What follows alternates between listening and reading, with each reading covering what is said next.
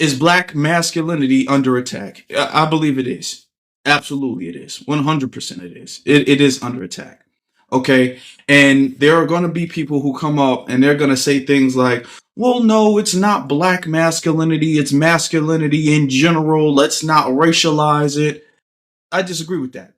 I disagree with that. Even though you can make the argument that masculinity in America, in this country, is kind of under attack, it's not the same. It's not the same because when it comes to other communities, when it comes to the YT community, they still have a safe space to be the macho men, masculine dudes who's chopping the trees down with the axe and all that stuff. They have a safe space for that. Okay. Us as black men in America, black American men, we don't have a safe space for masculinity to really thrive. We don't have like a chamber where we can go to and masculinity can not only just thrive, it can be respected and highlighted, okay? And it can be elevated. And it's also not seen as something important in society, okay? When it comes to black men and black masculinity, what we see oftentimes is we see the society try to indoctrinate people and the society try to program people into believing that this type of masculinity, particularly coming from black men, is something that is too aggressive. Okay, it's out of control. It's something that's toxic. It's something that is controlling. It's something that is negative. This is a very particular thing. Now, when it comes to other groups of people and other groups of people, their masculinity is not under such scrutiny.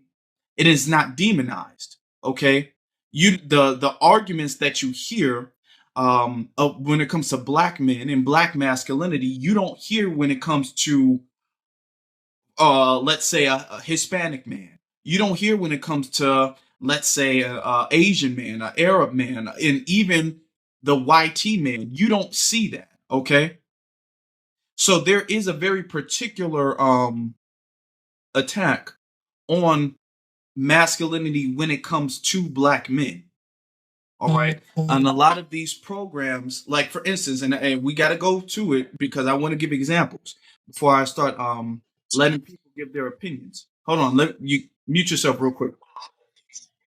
Real quick. Hold on. Okay. If y'all want to come up, y'all can come up, but just come up and mute yourself. For instance, if we're gonna have to be honest, right? You have like the Tyler Perry movies out there. You don't have a non-black version of Tyler Perry. You don't have that. Okay? You don't have a non-black.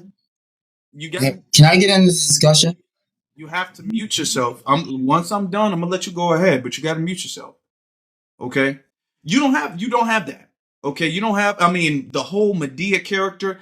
Give me the YT version of Medea, or the Asian version, or the Hispanic version, or any non-black version of this Medea person who's in several different movies and it's all over Broadway. Is like a movie icon to a degree. You don't have that. All right. And that gets promoted. And I remember back in the early 2000s and everything, when we were saying, hey, this stuff is a bad look for the community, we were told that it was toxic masculinity. That to say that the Medea movies portrayed black men in a negative light. We were told that that was toxic. Okay. And we should learn, this is something where we told anytime when black men say that there is an attack on black masculinity, we get told that it's not an attack on black masculinity, that what it really is a quote unquote accountability. And black men have an issue when it comes to being accountable. Black men want to be macho. Black men want to be the head. And anything that threatens that is black men not wanting to take accountability. Not only the Medea character, but also in a lot of the other Tyler Perry movies, how he'll have the black woman and she's just this damsel in distress to her abusive black husband and everything like that. You see that a lot when it comes to this stuff. You're seeing a lot of the portrayal, even of recent date, of when it comes to more modern movies, you see in a lot of the black women or the white T men have black love interest. You're seeing that trend start to come up a lot. Even in comic book movies, they will change what used to be a YT woman to a black woman, and then they'll make that black woman be the love interest to the white man. You see that, okay? Now you're not seeing if they change the if they do like a race swap and they change the what used to be a YT woman to a black woman, you don't see them do the same thing to the black man. Exactly. Little Mermaid. Now, when Little Mermaid came out, they changed it to Halle Berry. They made Halle Berry the Little Mermaid. They could have made her love interest be a black man, but they didn't do that. They didn't do that. They deliberately kept it to be a white man. All right. So that the attack on black masculinity is also there to program and to socialize to a lot of younger black women into seeing black masculinity only being portrayed as something that is negative. You know what I'm saying? So this is why I understand the fact that there is an attack and there has been a long-standing attack on black masculinity. All right. Also, I also want to bring this up too. You guys know the rapper Ducci, or is that I think it's Ducci or Dochi, right? She was on this Hot Wings thing. Since I guess this all ties in, she was on this Hot Wings thing, and she said one of her biggest red flags is a straight male. A straight male. Let's really be real. Okay, that's mainly a shot towards black men. Okay, because that's what all of Okay, because that's what all of the comments were talking about. Okay, because when they talk about straight male, when you look in the comments, they don't have to racialize it, but when you look in the comments, that they always take that and they point that to black men. They be all like, "See, this is what y'all black men be on." So you know what I'm saying? So stuff like that. That's what the industry is pushing. Those are the narratives that the industry are pushing, that are trying to create this negative image of black men who are masculine. Now, black men who are feminine, black men who got their nails painted, black men who be sassy and all of this stuff, that's protected. That's protected. You can't even criticize that. Like the whole Little Nas X stuff, when he was doing all that, you couldn't criticize him. You can't criticize a black man with a purse. But a black man who says we should be manly men, they get criticized and they get demonized. All right. I don't want to go too long without letting you guys speak. So let me get to Ray, unless BX, unless you want to add on to it. Well, I'm sharing out the live and stuff. I'll talk after the show. Okay, all right. After the live. Thank you. Okay, so Ray, you got it, brother. Okay, so Ray, hold on, you can payback. Can you mute because I don't want the Ray. Ray, are you with us? If Ray is not with us, Yes, sir. Ray. Sir. Okay, Yes, yeah, sir. you got it. Yes, I absolutely agree with you. When it comes to they are trying to demonize us. They are trying to persecute us whenever a black man wants to be masculine, is unapologetically um masculine. I honestly do believe that black misandry has been running rampant in our community for decades. I remember back, well, I was born in 94. I'm 30 years old now. But when I was when I used to watch Tyler Perry shows, not just Tyler Perry shows, but also The Color Purple, it has become, normalized, the standard to hyper criticize and persecute black men, paint black men into a negative light, into, to create this negative image of black men. We saw in The Color Purple. There were no positive images or roles of black men in The Color Purple. But when you fast forward to what's that movie called? Antoine Fisher, directed by Denzel Washington, which I love, by the way. It was a great representation of black masculinity, because one thing about Denzel Washington, he is unapologetically a black masculine man. Every role, he is always this militant, strong, black. Like, he kind of reminded me of like my uncles and my cousins that actually showed me what it is and how to be a black man. But when Denzel directed Antoine Fisher, he showed how black women can also be abusers, they can also be predators, and also be a villain. But he also showed a positive light of black women. Okay, for example, like the wife that played Denzel Washington's character in that movie, she was a great representation of that. Okay, he also showed like positive, family members that Antoine Fisher met throughout the movie. His aunties, his cousins, all of that. And one thing about Antoine Fisher is that Antoine actually forgave his mother, played by Viola Davis, because Viola Davis has been in the game for a long time. Antoine Fisher forgave his mother for being a an abuser of illicit substances. You know what I'm saying? But it's always this constant, fight, this constant, goal or mission to create this negative image of black men. We cannot be masculine. Okay. Plus, not to mention, if a black man becomes, you know, confident in himself, starts to create standards, black women will call black men, "Oh, you sassy. You're being sassy. You're being sus," which, by the way, is a shaming tactic to crucify and also judge their sexuality. They are attacking that man's sexuality whenever a man creates standards, and I don't like that, because last time I thought that black women has no problem befriending people who are a part of the LGBTQ community.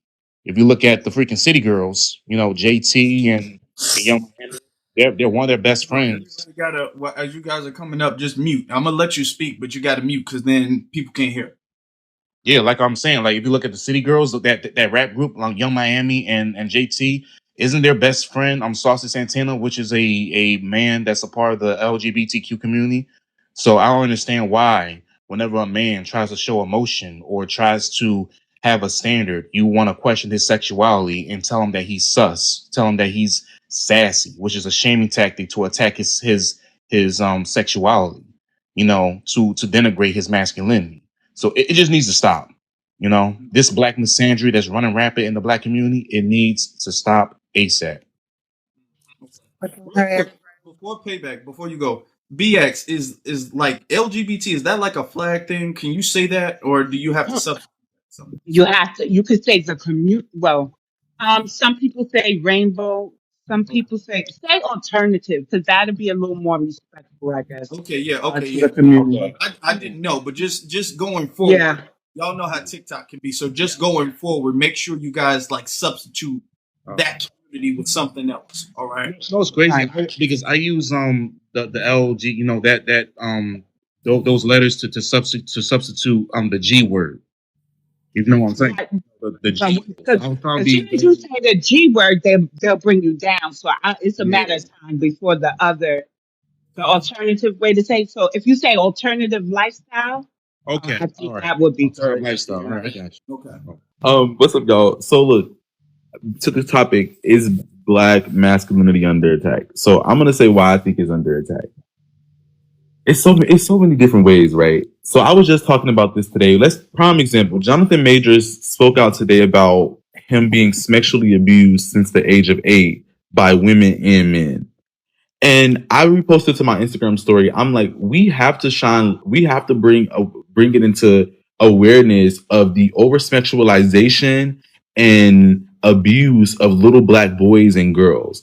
And as far as like black masculinity and men, right? Like we have to talk about how they're being abused. We have to talk about what's going on under closed doors. I mean, behind closed doors. We have to talk about how they are currently being emasculated. We have to talk about how the media literally attempts to emasculate them. We have to talk about all these different things as far as and we have to talk about the generational trauma as well that comes from it. It's plenty of generational trauma that goes all the way back to modern that goes back to American slavery that can show how the black masculinity has been under attack. And that's because I'm the prime example. I'm using anecdotal experience, right?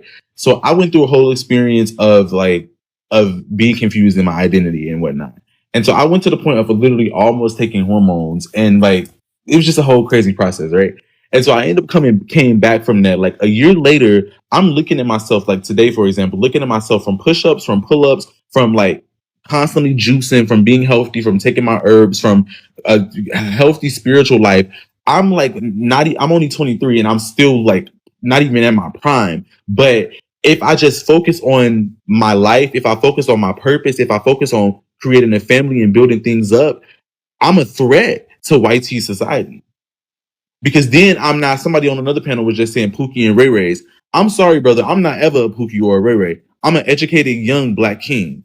So I understand what the young woman was saying, the woman from Liberia or whatever up here, what she was saying, but I think it was misdirected towards black women. And I'm not gonna let that I think we can't blame black women for these issues. People always say, oh, black women are the reason why black men are why black masculinity is under attack. My stepfather raised me since the age of 2 months. He wasn't raised by a father. He was raised by a mother. And he raised up all of his sons to be amazing young men. And we're doing well in life. And we're continuing to do well. And it's like, as well as my mom and my sisters poured into me. And they continue to pour into me to this day. So I want to stop here. But BLK women pour into their sons. The real threat is the media, and it's the shows, it's the rhetoric that people are spreading on these TikTok platforms. Can I add something to what Mark J has said? Afro Elite.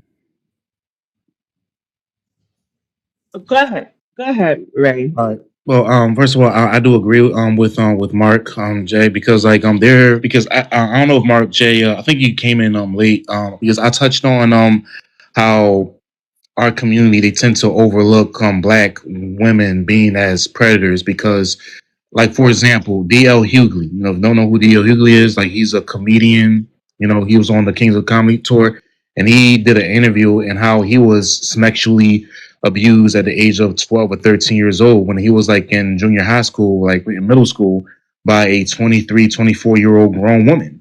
You know, this 24-year-old grown woman would, you know, drive by the school, pick him up, take him back to her crib, and they would do inappropriate, adulterous stuff, like sinful stuff. Like it would happen to like almost every day at 3:30 in the afternoon until D.L. Hughley's mom, you know, approached her and said, "Don't go to my son." Now, me personally, my mother would have whooped her ass from street to street, block to block, because we don't play that stuff, especially me. All right. If my son was being sexually abused, I don't, you know, I don't care how fine that woman is. I don't care how voluptuous. I will drag her ass through street to street. All right, then So that I do no not play cuss that. words. I'm Sorry, sorry. I'm no sorry cuss words. because Thank I you. do not play that stuff, because the thing about the black community is that we have been, you know, you know, I would say trained to don't speak on certain topics as far as abuse. You know, we tend to hide and not. I would say you know I would say Right. just yes. I had to step out for a second. Did Victoria get a chance to speak yet, or no? Yo, I'm sorry. Not yet. Go ahead. Go, Victoria. Hi. Okay. So the question is the black masculinity under attack? Yes, it is. It is attacked, but with all the social media, and now you have the young men saying, I'm on my period. It's a man version of period. But I don't know if you've heard it before. And I was like, excuse me, that pain is not something that's easy to talk about. But the generation of men, like my great grandfather went to the military. There is no way in the world my grandfather would be okay with my cousins or my aunties and nephews dressing inappropriate. We went to church. We ate together as a family. And a lot of times the mothers are more influenced with the children because let's face it, they're the ones that are being called. Hey, your child's sick from school. I need you to pick them up. The mother comes and do that. They take them to get their shots. They'll take them to get whatever it is their need. The mother is usually more around than the father. Is that necessarily the woman's fault? We're going to stick with men masculinity because here's the thing. When you just had a baby and you have to use the bathroom and you have to change yourself, your children is going to see more of the mother than they are of the father in their Adam and Eve state. Breastfeeding, you're going to see more of the mother in their Eve state than you are with the father. So they tend to be more close. You lay the child on your chest. But when it came from even the 90s and you had the movies and the men wearing wigs and, Martin, and of course it's funny. And of course, in the black community, you have to masculine down, feminine down, so that way you won't make the other race feel like you're going to attack them. So of course you need that maturity. You need that Bible, that word to speak intentions to yourself. And I don't believe that women don't hit nobody and not expect to get hit back. That also is a problem. When he was talking about little boys being touched, that is a problem. I know a few men who are 11, 12, and they think it's okay. Because it doesn't matter. It just matter how many panties I can get, how much of a big man. And if there are guys who just worry about that aspect of, oh dang, she a baddie. Let me manipulate her. But in my eyes, I'm just spending having some fun. Oh, I'm bored. Let me waste her time. And then they're so busy trying to get into the woman's mind to figure out what can I do to make her like me, to make her easily panty dropper. I don't know if I could say that. Easily remove them drawers. I don't know if I could say that, but it's it's the community. They say, You oh, reached the men. peak. I think you reached the peak right there. Just keep it more peak. Don't It's go. just Don't exceed past that part. it's That's just you know. that when you're trying to get into the woman's mind just because of some little bit of fun, you end up putting yourself in a position where now you're thinking like a woman and you know, acting like a man, but in a way, I got some news, and men are pretty messy when it comes to talking to this girl and talking to that girl, and unless you're honest, then you don't have to be messy with it. But So when with you say they're messy, I just want to clear. You're talking about men who like gossip to other men about the women No, they are that's the with? problem. Men actually need to talk more because when they say, oh, men don't live as long as the women, that's because we communicate to each other. We talk, we let out our feelings, we let out our emotions. And of course, oh no, I can't be so emotional. That's a different lifestyle. But how much do you want to live? You got to get that stress out somehow.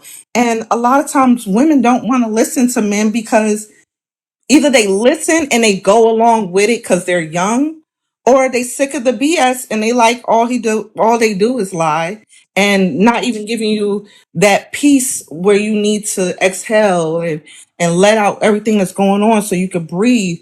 But you done played the girl that loved you where you could have done that.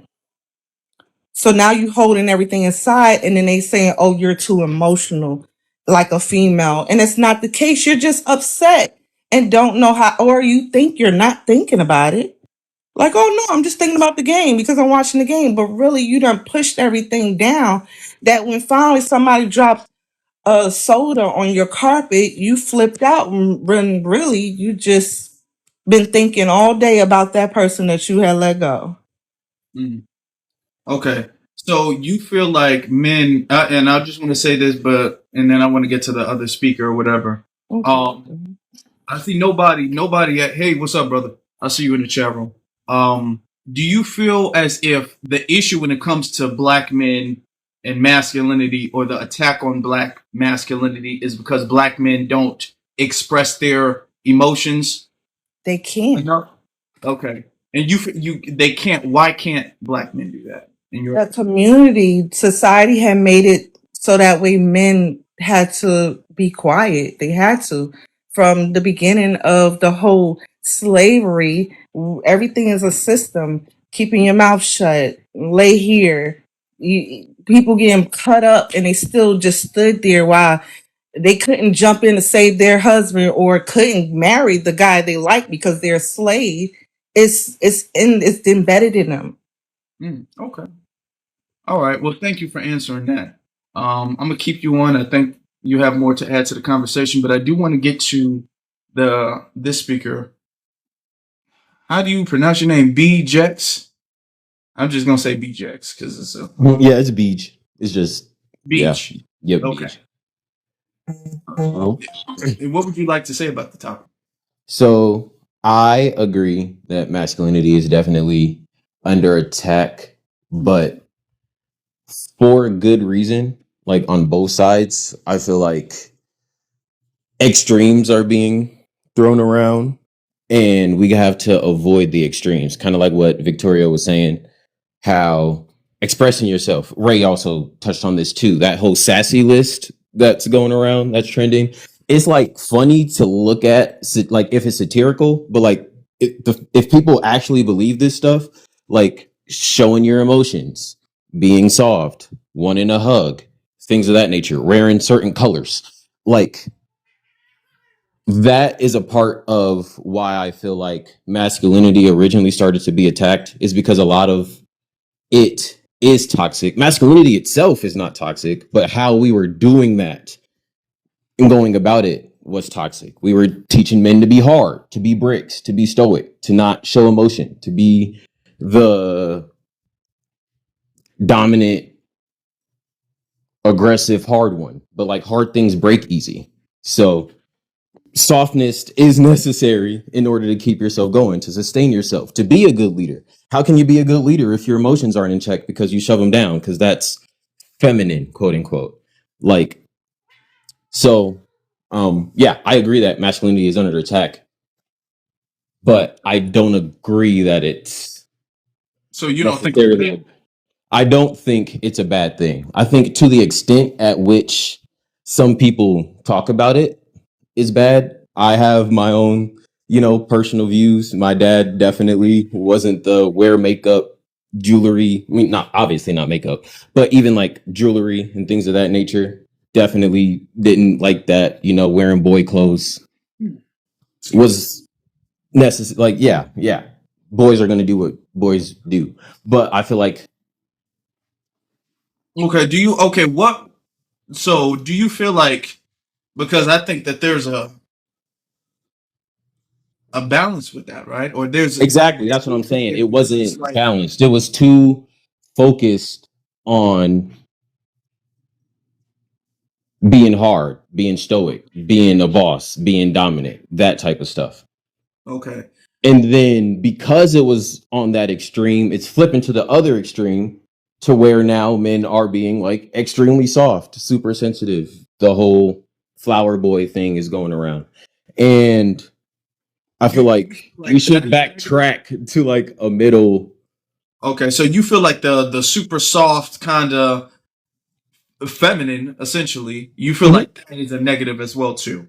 Exactly. Like it should be balanced. Like we are, like, I'm not religious, but like most religions talk about us being made in the image, in the fashion of our creator, which is the embodiment of masculine and feminine principles. God doesn't have a gender. It's just being itself. So we all have those qualities within us, men tend to be more so suited for, tailored to one sort of archetype, but that doesn't mean that both aren't still present. Kind of like the yin yang thing. The masculine and feminine are a part of being human. So you can't get away with that. And like the focus should be balancing those.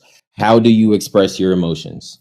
How do you process that type of stuff? How do you teach a man to be an actual man versus, Yeah, because I would like to. My follow up question was I you was know, going to ask you to provide some type of examples because I don't think necessarily, teaching. If I had, I don't have any children, but if I had like, sons, teaching my sons to be tough and them to, be active or physical. You know what I'm saying? Going outside, throwing the football, and all of that stuff, and teaching them to be manly. I don't think that that's a negative thing. So, can you give examples of how you think it goes too extreme? the aggression aspect, I guess, is sort of where it's coming from, to where like men are supposed to be dominant and all that stuff, the alpha male sort of theory. I don't, first off, that's like not scientific because alpha males don't even exist in nature. On top of that, So, um, it leads to a lot of competition. It stops males from being able to actually be friends and have that like camaraderie, or at least it gets in the way of it because you can't be an emotional support to your friend. That's for your wife. Like, oh, I'm not your girl. What are you talking to me for that for? It's like I can't trust you with like how I feel about something. Like I find that to be like really detrimental to black men's mental health, which is why black men's mental health is suffering so much, is because we're forced into these certain roles that don't allow us to be our full self. Like definitely teach that, yeah, because that's important. Like life ain't finna coddle you. Life don't give a fuck about how you feel. So it is proved like, yeah, you should definitely teach your man to be manly, to be tough, to have those qualities, but like be more than that. Like tough doesn't equal hard. So like you can be tough and still cry. You could be tough and still tell somebody you don't like how that made you feel. Type stuff. You could be tough and wear the color pink. okay, okay, all right. BX, you have something you want to add? Yes. He touched on black men's mental health, and I'm going to say this rapper that I love from Chicago because my son, my oldest son, was 25 at the time, and he turned me on to him. When I say turn me on to him, let me listen and say, "Ma, listen to this." And he talks about having bipolar and having a diagnosis, but he don't want no crazy pills, right? Because my son, oldest son, does have bipolar, so his name is G Herbo. Aside from, the street life of it, I'm talking about the mental health aspect and the things that G Herbo would speak about. He helped me to understand my son a little better and some of the things that he may be going through. And I want to say this though, as adults in the Black American community, we have a big stigma around mental health, going to therapy. Personally, in my family, so my parents are in their late 70s, right? So growing up, they didn't take, well, if we said we were depressed, it's, oh, you're black, snap You can out help of me it. clean the car. Hold on. Please You're mute. gonna have to mute. I guess when you come on, like I guess the mic is just open. But as you guys are coming Yeah. up, if you guys request as you're coming up, it's fine. But just mute yourself because you kind of throw the other person off.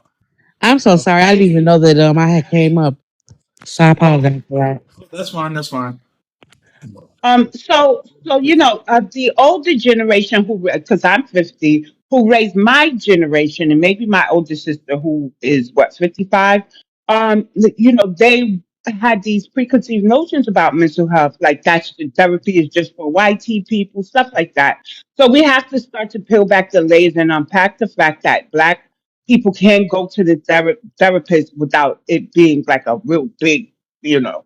I don't want to disparage anybody, crazy type of thing going on. That sometimes we need somebody to talk to that's neutral, and it's best to do it with a therapist who can help us unpack certain things. So to touch on men's mental health without making it about women, I would suggest everybody unpack if your son is telling you that he's depressed, or if you notice him, because they may not express it. If you notice them crying and stuff, then it's up to you to take the lead to try to talk to them and to get in therapy. And I'll land there. Okay. Okay. It is, you got to have your mind right. That's the most important thing, right? You got to have your mind correct. Now, I do want to get to, before, because we talk about therapy, and that is a thing, because that does go into the mental of black masculinity.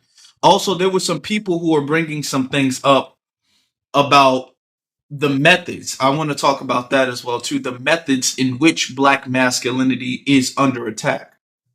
Um, and Blex, I think you have a very interesting perspective on the situation that, to a degree, it's necessary, or to a degree, black men should, I guess, tone down. I don't want to misphrase what you're saying, like tone down the masculinity. Is that, or to sum up Um, your point?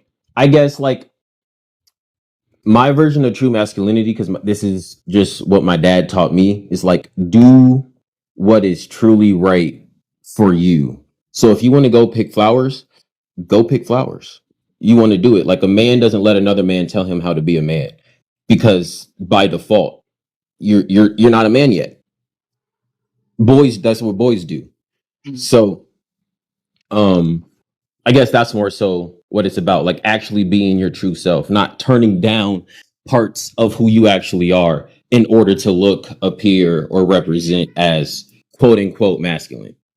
Now, here's something interesting, and I just want to I want to raise this point, because I Yep. think when we have this conversation about black masculinity and even about mental health, because it all ties in, it all ties in, right? I think when we have these conversations, one thing that I want to say that's very important and very necessary in the community is leadership. Okay, and we have to understand that this is, it's not even just about you as an individual, it is about leadership. We are the only community where the men get told that we shouldn't first be in a leadership position. We shouldn't even desire to be in a leadership position. Also, if we are in a leadership position, that's a negative thing. Okay, so other communities are not told that the men in the leadership position is inherently a negative thing, or that is undermining or oppressing the women in the community. One of the things, and we're going to have to be honest, and I want to get y'all feedback on this because we're having a respectful dialogue here. One of the things about being in the leadership position is that you, as the leader, you are going to have to face issues that the people you are leading don't have to face. You're going to have to face hardships, whether that's mental, whether that's psychological, physical. You're going to have to face these, even if it's not more, at least first, prior to the people who are following behind you. Okay. So there is a necessity for black men to be tough. And especially because we're in this system, we're in this racial hierarchy, where you have people coming up doing mass harms to black people, and you do need this stuff. You have the Dylan Roofs out there and the Peyton Gendrons out there. You do have this stuff, so we can't undermine. And I'm not saying that you're saying that, but I just want to add this to the conversation. We can't undermine the necessity of black men being tough. We can't undermine the necessity of black men, to be honest, being stoic. You know, so I don't think, because what I see is, and I know you're not saying this, Blex, but what I see is too often there's like a overcorrection.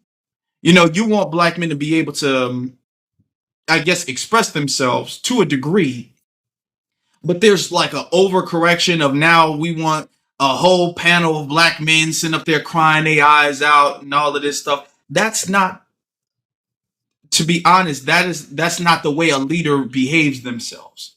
You know, I think, and let me just add this to, or I've heard, and I'm gonna say this. I've heard the fact that, as far as this over emotional stuff, leaders can't afford to be over emotional. Leaders can't afford to do that. and that's is not right. It's not right.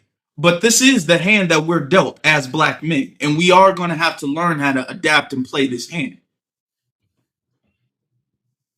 Oh my god. How you doing, man?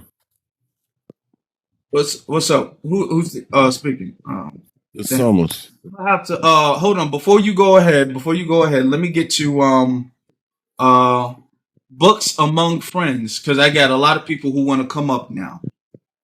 Hey, I guess I've seen a lot of different lives, so especially after Anthony Mackie, so what he said, a lot of people have come out and kind of spoken about this, and even before that. And I think one of my questions I always ask, because this differentiates between group to group or person to person, is, for something to be under attack, I first always ask, like, what is it about that's under attack? What is, black masculinity to you, right? So I guess to the black men on this panel, even other people in general, whatever you are, what is that? What is black masculinity to you, and to then say, okay, is this thing under attack? So what is black masculinity to the people on this panel? Mm. Well, I'm gonna say this real quick because there's a lot of people here. I'm gonna say, well, a part of the fact that black masculinity is under attack is black men authority. That's the number one thing. Black men's authority and leadership, first and foremost, is under attack, is demonized, is being challenged. By the is socialized by the media that these things are negative. Okay, a black man taking control or being controlling in not even a negative sense. Okay, just being authoritative is toxic. You know what I'm saying? A black man not or a black man being stoic is also toxic. Now we're not talking about the extremes where that person is result. I don't know why my tongue is twisting. Resulting in physical violence or anything like that. But a black man essentially um having some authority. Okay, a black man when it comes to dealing with situations, a black man being militant. These things are seen and are socialized in society as toxic things, and this is what is under attack. A black man, if you raise your kid and you say, "Hey, uh, don't paint your fingernails," that's what girls do. That's seen as negative. Don't wear purses. That's what girls do. That's seen as negative. You know what I'm saying? So these are the aspects of masculinity in the black community that is under attack. Okay. So when I first hear that, the thing that first comes to mind is, okay, what about those things is necessarily only connected to black men? I'm not saying that what you're saying is not true. I'm just, for me, when I'm breaking that down, I'm thinking, okay, well, especially being a woman and who exists in space not outside of my blackness as a black woman, I exist in spaces every day where I have conversations with women who are not black and who would express some of the same thing that you kind of mentioned, right? Whether they're from a Hispanic or Latin community or something, or connected to other things that also trace back to like religious beliefs as well. So when I think about it, I think, okay, what about this is directly tied to black a black body, a black person? Because there's white men who we would say the same thing. We would say a white man who tells his son, I don't want you to paint your, because let's be honest, that it's being said not just within the black space. There Yeah. are men, yeah, who are saying, I don't want my son to paint your nails, don't do that. And I think, and to different degrees, so you're gonna have people, women and men, who agree with that saying. You're also gonna have people and men who disagree with that based on their own individual home and beliefs. I'm allowing people to come up and I'm allowing people to come up and rebuttal and disagree if they, as long as they can be respectful with it. Yeah. Why I say black man? Because number one, I am a black man. I do live a Yeah. black man's life, so I can't Hmm. speak on behalf of a Hispanic man or a white man or an Asian man. Number two, there are particular things that we see exclusively in the black community, like for instance, Tyler Perry or the movies and the portrayal of black representation in the Tyler Perry films, or even Ray said it earlier in like the Color Purple films. You don't really see that the media image to demonize and vilify masculinity that happens on the Hispanic part, that happens on the Asian part, that even happens necessarily on the white part. Because you'll see if there's a movie where there's a bunch of bad white men, there's always a good white man. There's always a good white man. They will never let a movie. They will never let a movie go away. Get Out, where all of the white men are bad. There's always at least one good one. But you have movies where there are absolutely no good black men, none, from start to finish. So we do live in a different reality as far as the attack on our masculinity.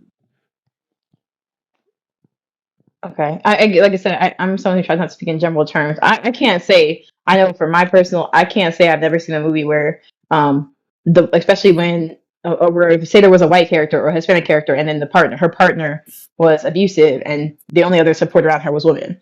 I can't say that there's no movie where there's white men and most majority of the white men in that movie are bad because I haven't seen every movie. Now I can speak to the things that I personally have consumed and the things that I've taken a part of and as forms of entertainment, right? So I know that on these platforms and in these spaces, we tend to hear the most like extreme things being said, right? So we tend to hear the voices that are not always wrong, but maybe they're the loudest in the room. So we get these narratives that spin from that. So I think it's one of those things where I can't say black masculinity is under attack just because I feel like the my perception of black masculinity and the black men I surround myself with within my family and my friends are not under attack. The way that they live their lives and what they have told me their version of masculinity is not being harmed or taken out Okay, or charged or attacked, what right? is your version of that? Because you asked me mine. What is your version of masculine? Yeah, yeah, of course. So I'm definitely someone who believes that when it comes to the ideas of masculine, even the ideas of masculine and feminine, that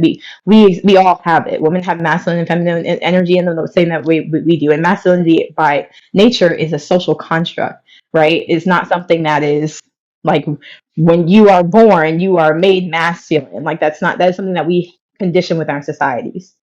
So I, I, I think there's a bit of science that would back that up. I think. I'm not necessarily talking about like the presence of like testosterone and things in our body, but in general, we as a society create the notion and idea of what it is I'm gonna to let Marshall up. Ray, I appreciate you. of So, what it is to be masculine and feminine. So I think we all as people have both masculine and feminine traits that exist within us. Now, as it comes to what a singular, what I expect or what I look for in a black man when it comes to masculinity, I'm not necessarily someone who goes and looks for to a black man for leadership. That's not because they're not capable. It's not because they're this. It's because I have to lead my individual life, right? With it before I can trust in someone else. I can't even be a good follower if I'm not in a position mentally to do so.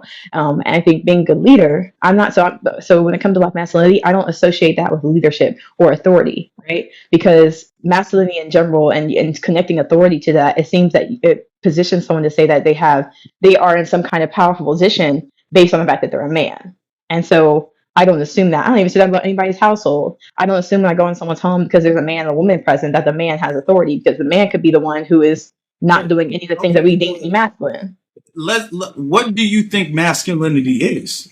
I give I a think masculinity is multiple things. I think it's being able to take onus, take accountability. A lot of things that I associate with masculinity, though, I associate with just being a good person, right? I think that being masculine is not being afraid to show your emotions, but also know when to and how to present them and control them, right?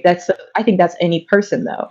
I think it's not just a masculine trait. I think it's a thing that we all should be practicing. Okay, So I think for me, masculinity is here's someone being a good person. we're having a conversation where it seems like we can't stick to a definition because if you say masculinity is just being a good person, then of course we're not going to really go anywhere. We're going in circles because we're not having a solid definition of masculinity to determine whether it's under attack or not. And then Well, that's why I said it's not for me. and books. Also, you're a woman, Okay. so you can't define masculinity for men. It's something that intrinsically we have to define for ourselves. Every man has their own perception of it, but there's a baseline as to what you have to do as a man. So you can't So say like I said from the no, no, very no, beginning, I said we all have very different no, no, but ideas I'm of what saying, masculinity no, looks no, like. it's to books, me it's simple, man. hold on, It's simple. hold on. It's just no, but you're saying that you're saying perceptively you think it doesn't have a definition, but it's just like you can't say that because you're not a man. Optimally, that's what I'm saying. No, I think living in a society that is directly affected by each other's actions, men are affected by women, women are affected by men, right? I already said to a point that masculinity and the ideas on a social value, the baseline that you're talking about, who is that created by? Can I ask you a question then? Do you what if because Yeah, that's like you act like we don't know what so masculinity is being a when you woman. We're say directly affected by hold it. on. Hold To on, me, based it's off of simple, man. It's hold on, simple. It's simple. hold on. The host is talking. Based off of your definition, ma'am, if you're saying that masculinity is essentially just the characteristics and traits of being a good citizen, what would you define femininity as? As I said, those same things. I'm not someone who Oh, believes okay. who's like I'm just gonna finish. I'm not someone who by nature agrees and steps into the same the social constructs, especially when so many of them stem from white patriarchal views. And I'm not someone who's going to sit up here and say, yeah, I believe that women should be soft and they should be nurturing and catering and motherly and all. Because let's be honest, we have a history of women, especially as Black people, going across the many diasporas and dating beyond slavery, way beyond that, where women were working alongside men. Women were not just house taking care of household, they were taking care of work, and men were doing the same things as well. We were a community and we prioritized communal uplifting and communal values over individualistic ones. So for me, that's why I would never be like it's a woman's role to do this, because that's again a social belief. That's Okay, but not we're not necessarily talking about gender roles. We're talking about the aspects of masculinity, the characteristics that are associated with predominantly associated, not exclusively, but predominantly associated with masculinity or femininity. And my thing is, if you can't give a definition as to what masculinity and femininity is, if according, because this is, and I've asked you a couple of times, and you essentially say that these are social constructs that really don't exist, is that's what I'm getting from what you're saying. So I don't know how you can speak on the fact that it's under attack or not under attack when according to you there really is no masculinity. It's just a person being a good person or not. according to me. I think that the idea of masculinity, again, this is like we're saying even this question, is it under attack? When you say that your belief in not you in particular, but when you go on different spaces and the very first thing you hear people mention with the masculinity is authority, or they mention not wanting to let your kid live in like that. That's their identity. That's what they identify as. Okay. To me, in the scenario you gave, and when you mentioned, to me, a masculine man in that role and that energy in that moment would be sitting down with his kid, getting to know him, learning him. And again, that's what I'm saying. I don't think that's just a man that needs to do that though. But if you are a parent to a child, you're a man with a child who wants to paint his nails. Instead of saying, I don't think you should do this and blah, blah, blah, I think there's a way to be stern and present things without saying you can't do it, right? You say, why are you doing this? Tell me more about why you're doing it. Is this connected to your this journey of sexual exploration here, especially taking kids' age, all those things? No, I don't think it's a masculine thing to say a man needs to be stern by telling his kid that he can't paint his nails because it's connected to an idea of what being feminine is. Now, to be fair to all of the other people, because I'm gonna let other people go, let me ask you this, just maybe a couple questions more. Do you think a grown man, this is a fully Mhm. grown man, 30s, 40s, whatever, let's say Okay. he's got his fingernails painted. I'm Okay. not just done. I'm talking about painted. He got pink fingernails. He's wearing a Gucci purse or a handbag, and he's in the sundress. Do you think that that is feminine or masculine, or what would you say about that? I guess I wouldn't be questioning that. Like you said, I wouldn't even be looking at him and saying, I don't think he's masculine. Oh, that's feminine. I would just, I don't think anything about it. Let me ask you this. If you took him and you took him and you put him side by side next to a man, who in a tailored suit and everything like that. He's he works out. He's got broad shoulders and is buff and all that stuff and a deep voice. Would you say that person A who got the fingernails is any less masculine than person B who got the suit? Or are they just No, because of my personal beliefs, right? I don't. You wearing a dress doesn't make you more anything. Because that guy with the big buff and looking like how he's looking could also be my biggest threat. And either one of them could, right? I'm saying so. For me, I don't deem that to be masculine. If I deem that as I don't know you. I don't know you from Adam and Eve. You could be that guy who's all buffing at the gym. Could out here be getting bottomed down by somebody the next night. I don't know. I don't make those assumptions okay? about people Okay, just because of how they okay. look. Okay, and thank you. And we've had this. We've had this. Okay. Um, and I appreciate your opinion. And I'm not gonna, this is a dialogue. This ain't a debate. This is a dialogue. I just want to know people's opinion about that. BX, who else was next? Let me get to my brother Nobody, and then we'll get you some of the I other people. believe Mastermind. Mastermind was next. Okay, Mastermind. After nobody, the Okay, Mastermind after can come. Nobody, then Mastermind. Okay. Actually, now, Mastermind, you can actually go ahead, man. All Go right, ahead. Mastermind. What's up, brother? Oh, I love you, brother Afro Elite. Thank you, brother. Appreciate you. Much love. Yes, sir. I hope you have been getting my contact. I do want I to. saw that earlier. Yeah, I did. It will be an invite only to this mastermind Zoom call. So just make sure if you are available to attend, please respond. Oh, But everybody, man, this is just I love it. I love to see our people dialogue as my good leader, Afro Elite, so succinctly mentioned how leadership is very important, and I believe that is a masculine trait. Although I have seen female leaders, I'm military, so I have seen very successful female leadership. I've seen examples of that. Um, and this is really from a warrior's perspective, being military and having signed on the dotted line to go and unalive people at my government's behest. mhm.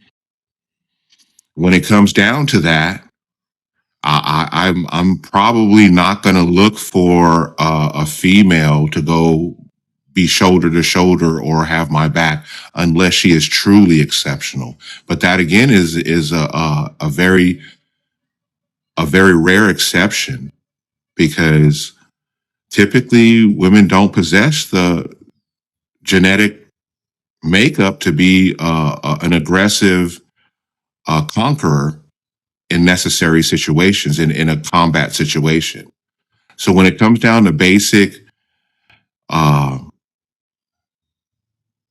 evolutionary development, I believe masculinity is not only the ability to enforce civility, but the intellectual concept of civility backed up by that brute force that males possess. Thank you. Okay. All right. Nah, I speak to that. You said Summer was next after him, right? BX. Yes. All right. How y'all brothers doing, man? You didn't go. You didn't go there, right? Okay. Uh, Go ahead. Go ahead. no, somebody else, if they in front of me, they can go. Now, They send me this. Summers, I go just ahead. want to make sure Summers, no, everybody Summers, go was ahead. I want clear. everybody to go, and I'll go last. Go ahead. Okay. All right, Summer. Yeah, what the gentleman just spoke about is simply said like scrum. I totally agree. That's what I was just, narrowed it down. This simply is about masculinity is about scrum. In the modern times, things has went away in some countries. If you travel, you'll see that the geographic areas of what's going on in that area change the mind state and relationships and things of that nature. Like the missus was questioning, we related to the modern time. A lot of delusion of things has been involved: money, what you got, what you can do. But the main thing of the relationship is for biologically the strength of a person. It used to be war, like the gentleman was just talking about with experience in the military and things.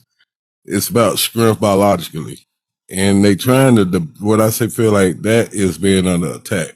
But it's scientifically studied and proven. So that's absolute right. That I believe that it's a lot of factors that play in. Everybody plays a part in this big chess game or puzzle that we got. Everybody is needed, but again, is all the way to the top to the bottom of physicality or strength that person can like.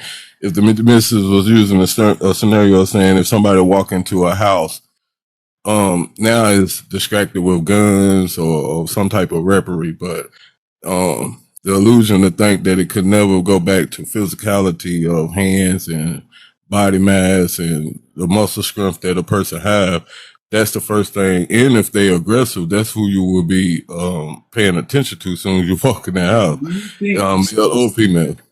do you think that is under attack? Yes, very much so. And for the especially for the black Americans, because it's three main factors in life. The future, the present, and the past. And the main thing to pay attention to is in the present, but you learn from your past. And this is a simple question of if you believe in the studies or scientists are saying that a black person, human, was first human on this planet Okay. in our DNA. Hold on. I want to get you because Marshall, he got, he's driving right now, so his reception might not let him speak longer. So let him be here longer. So let me get to my brother Marshall and get his opinion before he drops. Okay. And thank you, bud. Thank you. Okay. Appreciate that. Marshall, you with us? Just missed. He said we might lose him, but yeah, I just If he come back, he got it. So you said nobody. You said you wanted to be last. yeah, that's fine. Okay, so let me get to Victoria then, if you're still here. Okay, so the whole not knowing whether you're what feminine is or what masculine is, I, the society has put so much on us with social media where a lot of times people don't know who they are to the point where they're going through depression. So I can't speak on the older generation because our grandfathers, my great grandfather passed away. But far as what I remembered, my great big daddy, he built the house, he built the basement, he, all there was masculine energy. But of course, when the kids was left with the mother, of course, we laughed at our cousins who we caught with a pad on because he's a boy, but he didn't know no better because he's an only child. He was raised by his mother. Um, everybody is either on TikTok, PlayStation, Xbox, sitting at home. But even when it came to like, oh, they may send the black men overseas to go to war just because they're 18 and up. Um, a lot of men was not feeling that. You can see on TikTok they're like, please don't send us to war, and it's different now than it was in I guess the 60s or when they had Black Panthers. The men stood up for the black women. But they also beat black women back in the day, and sitting here taking away women's rights. And now we in a discussion of whether men's masculinity is being attacked. The black community, the Right. brown community. You're speaking of abortion, right? Um, I'm speaking of Say men in AB. general. I'm sorry, Victoria. Okay. Say Well, AB. I see. I don't. That's why I have BX here. I don't be knowing that. All right. Is that what you're speaking of? I'm speaking in general of uh I guess we're not supposed to say the orange guy. I don't know what to call him on here.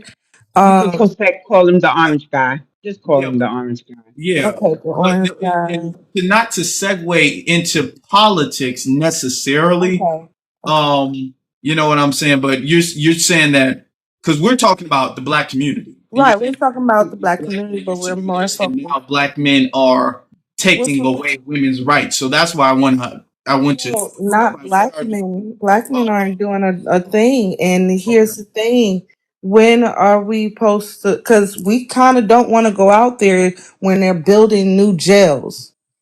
When we kind of don't want to go out there when they're sending people back home to their country. We, it's not, this is not a new attack. This attack been going on for over 400 years. This attack been happening. It's just more, it's more undercover because of social media. It's, oh, we got this new face mask, and it's nothing wrong with a man having his own skin routine. It's nothing wrong with getting your nails clean. But when it comes time to, okay, the power's out, my wife, my kids, my sister, my mother, um, who's strapped, am I able to say that? protect our sisters, our brothers, because we have to protect ourselves.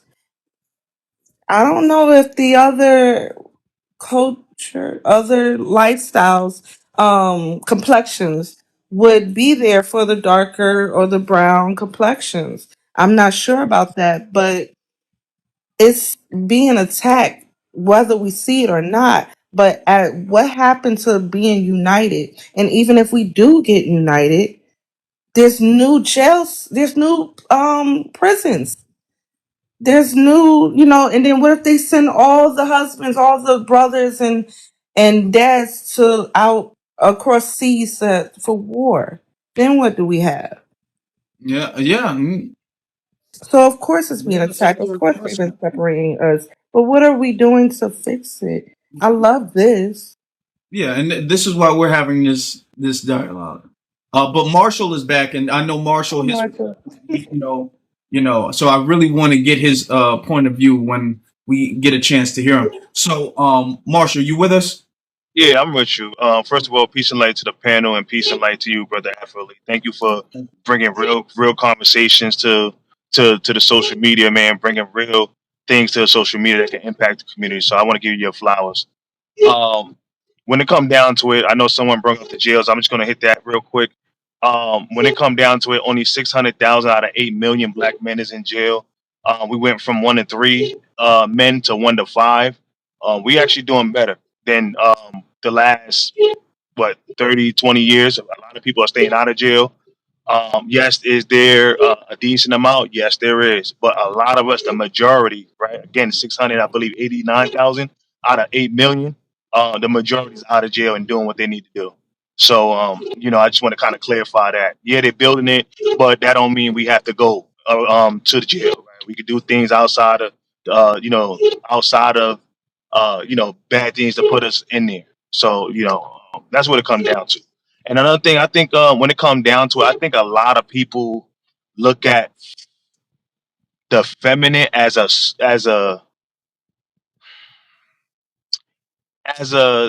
sense of weakness for some reason. Because for some reason, I'm also talking to some of the women because I'm hearing um, power, masculinity have more power and power over and taking control, and it's not that at all because there's power in the divine feminine, right? The divine feminine is just as powerful as the masculine.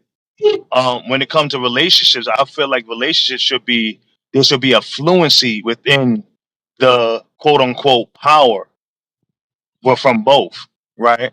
And so if I'm looking ahead in the front 180 degrees, and you're looking at my back 180 degrees, we now have 360-degree vision, right? And so there's a power in both. And so when we talk about masculinity, right, I know a lot of people get the itch because they automatically think that it's control, or they feel like is I hear a lot of these things are control or slave back to slavery and all this kind of weird, things that kind of go out when people talk about masculinity. Um, and so it's not about for me. I'm the type of person. I'm gonna not only if your kid is doing things like trying on want to put on nail polish, or that means that you haven't been showing him what it is to be a man, right? What it is to be, because kids see from your actions and what you're doing. But let's say he is putting on that nail. I'm gonna tell him, and I'm gonna explain to him, and I'm gonna tell him one time. See, the thing is, when it comes to masculinity, right? It doesn't mean uh when it comes to masculinity, it doesn't mean I have to put on nail polish. I have to put away pink. I don't have to do any of that, right? That's performative, right? That's hey, look at me. I'm soft. I'm this. I'm this. I'm that. Right? It's showing the world. Masculinity is also being masculine, but having the empathy, right? Having the love. Knowing when to utilize the energy and knowing when to fall back and let the woman or whoever lead, right? And having that fluency in between, right? I don't have to put on nails to show I have that yin and yang balance, right? That's not my role to put on nails, right? I leave that for the woman, right? And so when it come down to it, you don't have to. It's like the whole alpha male thing. I don't have to say I'm an alpha. Your energy is automatic. It will naturally let it be known, right? You walk in a room or you talk to a woman, she's going to feel your energy, right? And so if you are not moving in a certain type of way, she's not going to listen to you, and she's going to let it be known. But if you move in your energy in a certain type of way, she's going to listen. You don't have to say I'm the big man, I'm the man, and you don't have to do any of that. It's automatic. It's nature, right? It's part of the nature. And so when it come down to these conversations, and now let's talk about the toxic masculinity, right? And I don't like the term toxic masculinity, right? It's like it's demonizing masculinity. There's nothing wrong with masculinity, right? Of course, there's extremes on both sides, of course. You have extreme femininity and then extreme, masculine people that feel like they have to be super tough. But I think when it come down to it, we got to understand and understand that everything is about the times that we're in. Back in the day, you needed to be all right, don't have no emotions, be hard, be tough because of the times we were in back in the days. Now in 2025, we are not in them times. We are in softer times. So softer times make softer people, right? And so you don't have to be super tough. You can kind of let your, let your hair out, so lack of better words, let your hair down. So now, but now people are too soft. They come in, again, it's performative. I want to be too soft. I want to show that I'm not that, right? They trying to prove that they're not that masculine, but it's Can becoming I ask a question? performative. It's becoming a performative thing. There's no need to do that. It's just be yourself, be masculine, be the man you need to be, right? And that's it. And you don't have to, it just again, it comes down to the extremes. And I'll land on that. I'm trying to drive and talk at the same time, so Yeah, I know. excuse me. And we want you I to just want be. to ask. I want to ask him a quick question, if that's okay, Marshall. Yeah, go ahead. You had said it's performative, right? So you were saying, I guess if a man gets his nails done, it's performative. It could be seen as being performative because he may be trying to show that he's not part of what is deemed to be toxic masculine culture. But I think, I guess my question is, could that be said for the other side of that spectrum, where you maybe have men who feel like, okay, I got to do this and this because that's going to make me appear so masculine. The same way we have conversations where you have men that might be putting like a whole group chat of men just shitting on women. Sorry, pardon my French, but like putting down a group of women, and there might be nobody in the group who says anything, right? So it's like, Yeah. do you think that can also exist on the other side of the spectrum? 100%. That's kind of what I said earlier with the men. That's the extremes, right? There's no need. Like I said, it's a natural thing, right? This is part of nature. There's no need on both sides or both ends for me to put nails on, wear pink, and that's performative. And there's no need for me to be super tough where I can't smile, laugh, have fun, but know when to switch into my. See, the thing about it is that masculine energy doesn't mean you have to have the mean mug all day. You can't laugh, you can't smile, right? You can still laugh, smile, but again, there's a switch. There's a warrior energy that when need be, you can protect your family, who you need to protect. But it doesn't have to be on 24/7. Is what I'm trying to say. So yeah, it goes both ways. Well, as a man who has worn nail polish, I gotta I disagree with that sentiment because it's not performative. I just wanted to do something, and as a man, I had the ability to do so, so I did it, and that's kind of what I was getting at before, to where it's more so about authenticity. If you're avoiding doing something because you want to look masculine, quote unquote, that's the issue. Because now you're not being yourself. And Mhm. if you aren't, a big core part about being a man, to me, and how I grew up, is being yourself. Like, I didn't really have that many, like, how to be a man lessons. I just had men in my life who were prime examples. And the only lesson I got was that, and I don't mean to repeat it, but a man doesn't let another man tell him how to be a man. Because at that point, you're a boy if you're still needing lessons and guidance on how to be a man yourself. All right. So you I have agree to with you.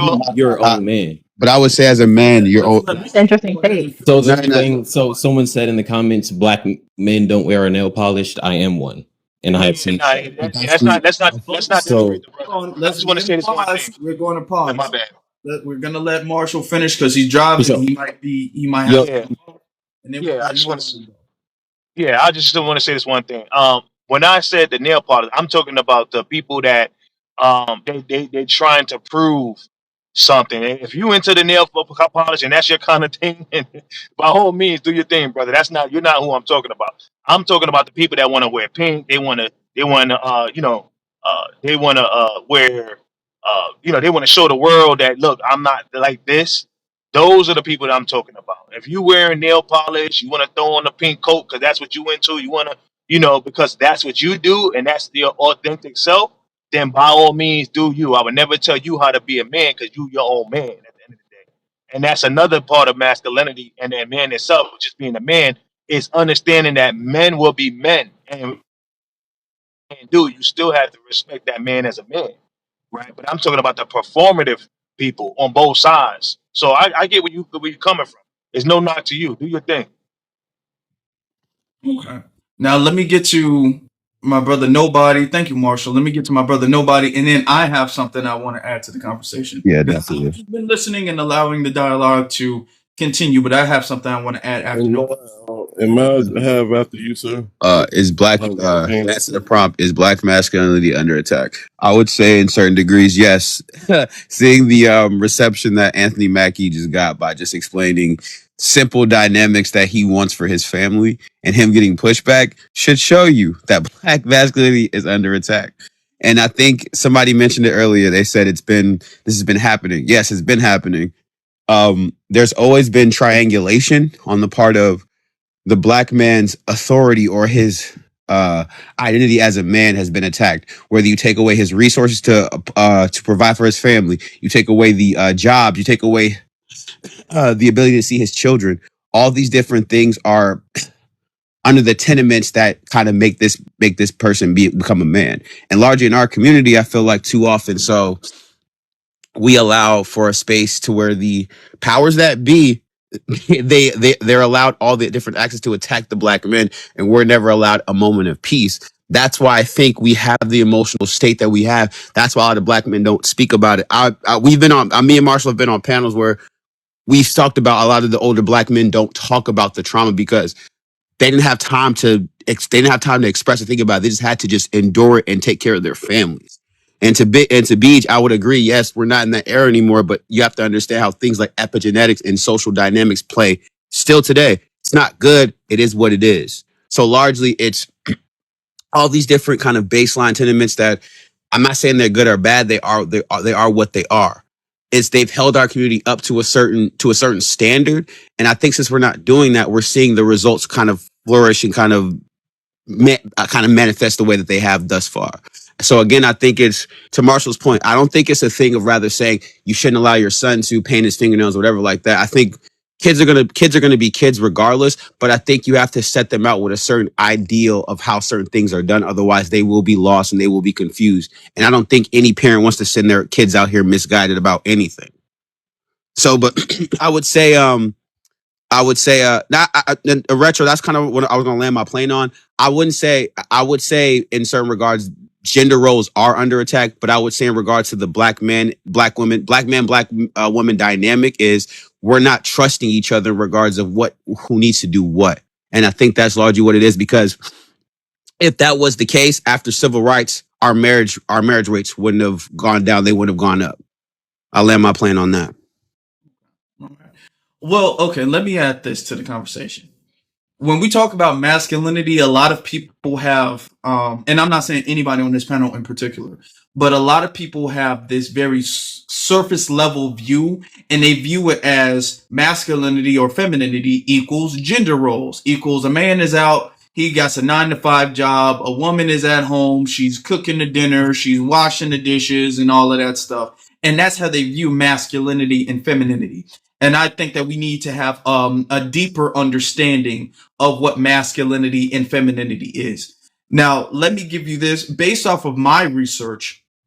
I think that masculinity it is a social thing.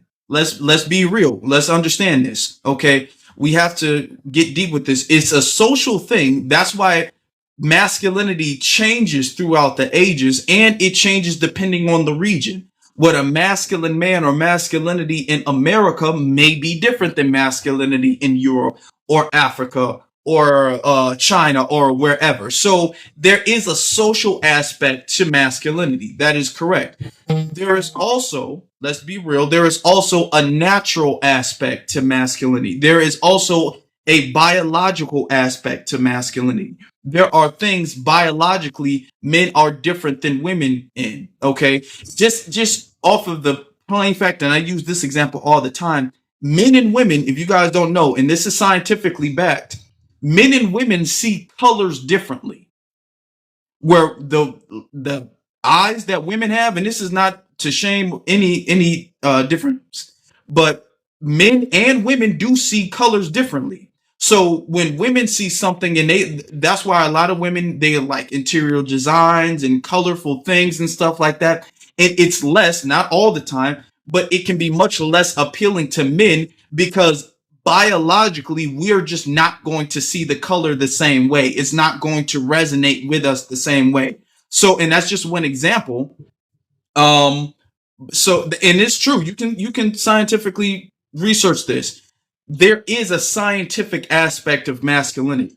I also want to say there are general characteristics of how people as humans we should behave, and these characteristics, and people bringing up yin yang, and there's femininity and masculinity in everybody. That is true. How, and these are all general characteristics. When somebody brings up discipline, and they bring up discipline as a masculine trait, well, women are also disciplined. Women is not like discipline is exclusively masculine, or men have this monopoly on discipline. Or when they bring up women and they say like nurturing or teaching is a feminine trait. It's not like teaching is exclusively feminine. It's not like men can't also teach. So there is things where these things intertwine. I think though that there are parts, so we have to understand there are parts, there are traits and characteristics that lean more towards men, and there are traits and characteristics that lean more towards women. And this is a societal based thing, and a societal based teaching, and is also a natural teaching. It's a natural based thing. It's a natural based teaching. Women are protective and men are protective. However, it looks different on a man than it is on a woman. The protective instinct, just the instinct to protect, to run out into danger, that is seen more predominantly in men. And there's a biological reason as to why that is. It's also a social reason as to why that is. Okay? The tendency or the desire to nurse after younger children or babies. There's a biological reason as to why women have that, and there's also a social reason as to why women have that. Even when men and women's traits interact, like for instance, confidence. A man who walks with confidence does not at all look the same way as a woman who walks with confidence. Both of these two are walking with confidence, but it translates different. Okay, the delivery of that is different. All right. So when I say it's a social construct, someone's saying in the chat room, it is also a natural concept. It's also a biological concept. That this is, men and women are literally physically not built the same. That we are physically not built the same. So we can't say it's all social. And it becomes a problem when we try to de-gender things, because there's a good reason why that men and women are different, because a functioning society needs different people to not only have different roles, but more importantly, see the world differently. Okay. A growing and progressive society needs to have people who see the world differently. All right. And if men and women are the exact same, then nobody sees anything from a different perspective. All right. So that team, that a team balance that men and women have won't exist if we're all degendered. All right. We almost, to be honest, we lose a bit of humanity. Okay, and we come really robotic when we lose this important gender aspect to us. And this isn't to say that one gender is better than the other gender or whatever the case is, but this is a important aspect to our humanity, which is why in a society that is constantly trying to degender the population, which is why people are confused about who they are, which is why you have a lot of people who are depressed and they don't know, because your gender is it is, and it's scientifically backed, is an important aspect to your to who you are. Now, this doesn't mean that masculinity is a monolith and every single masculine man got to act like a 5-star general who's been to war several times. No, that's not true. Okay, it's not a monolith, just like femininity is not a monolith. Okay, but there are characteristics that are essential in these things, or and it lean more towards femininity, and it's delivered by females differently than it's delivered by males. So when we get this, then we can understand what really masculinity and femininity is.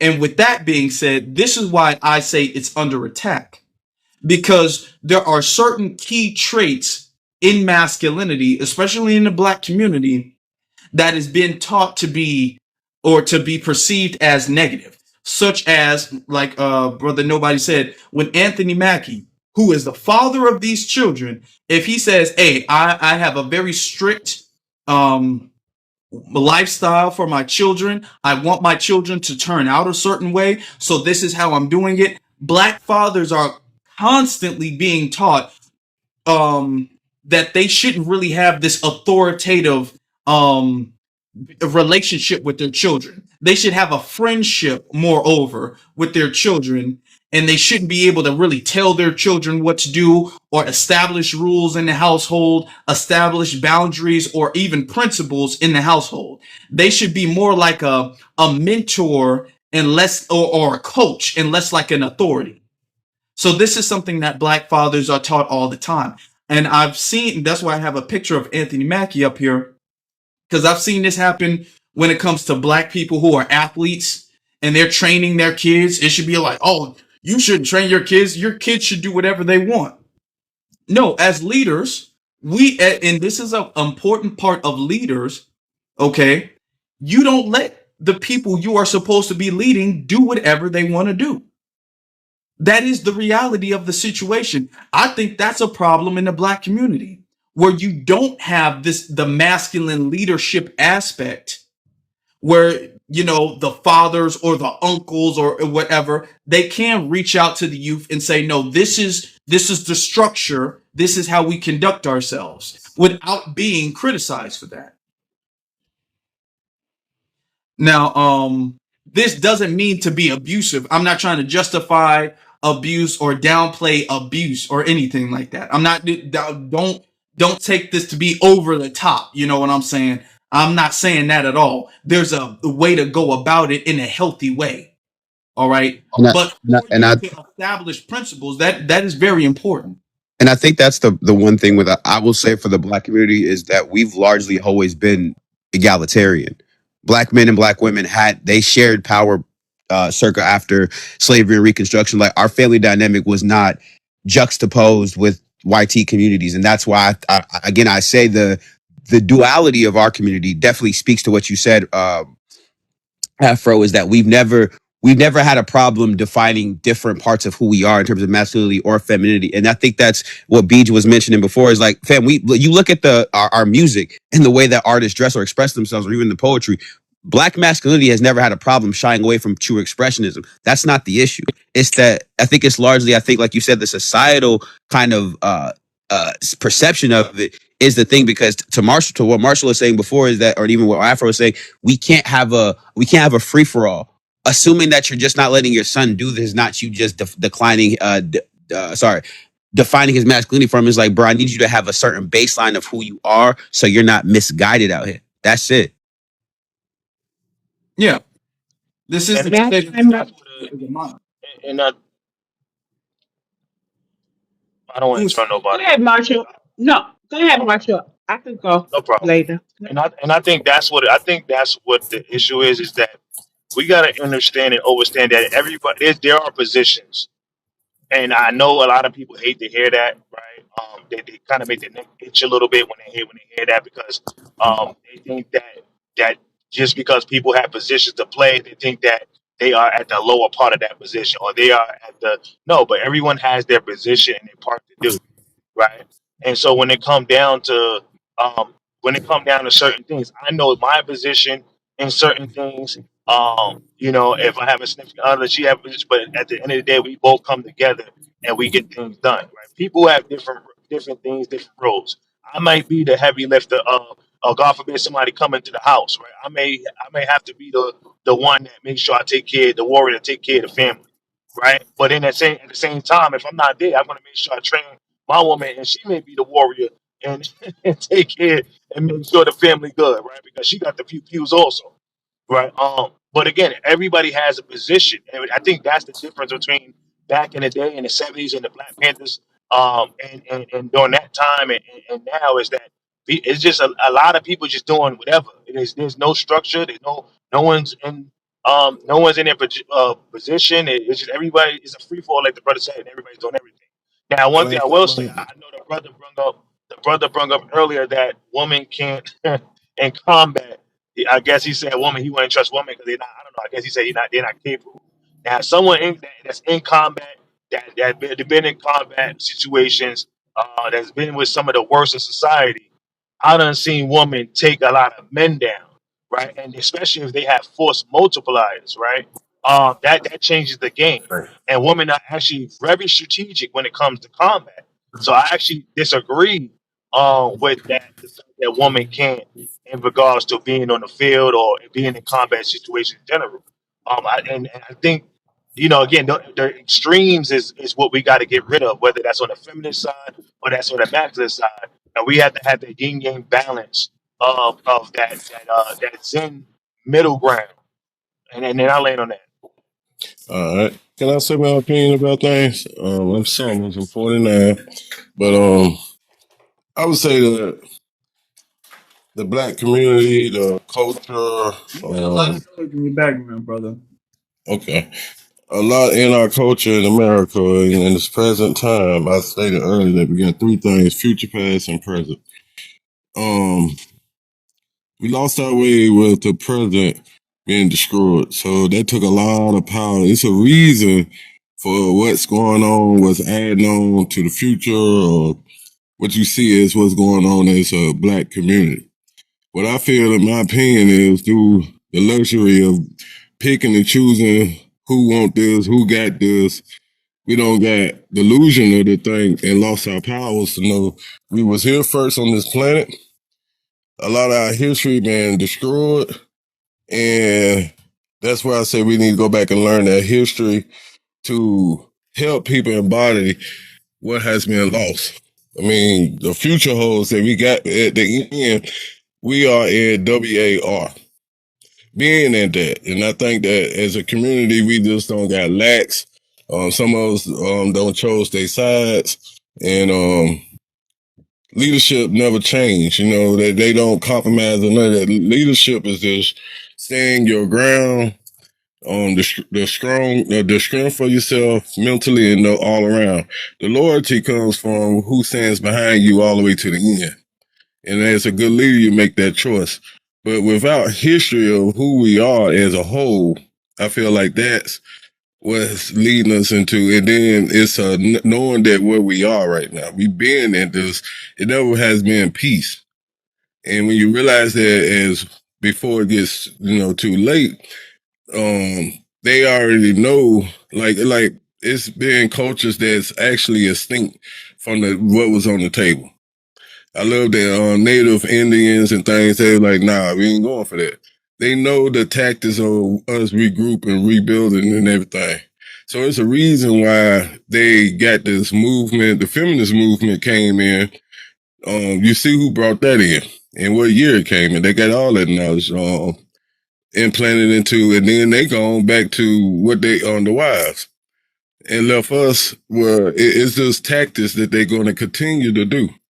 And they know tactics. I would say that by the end, we will unify because it is a movement for us to be gone.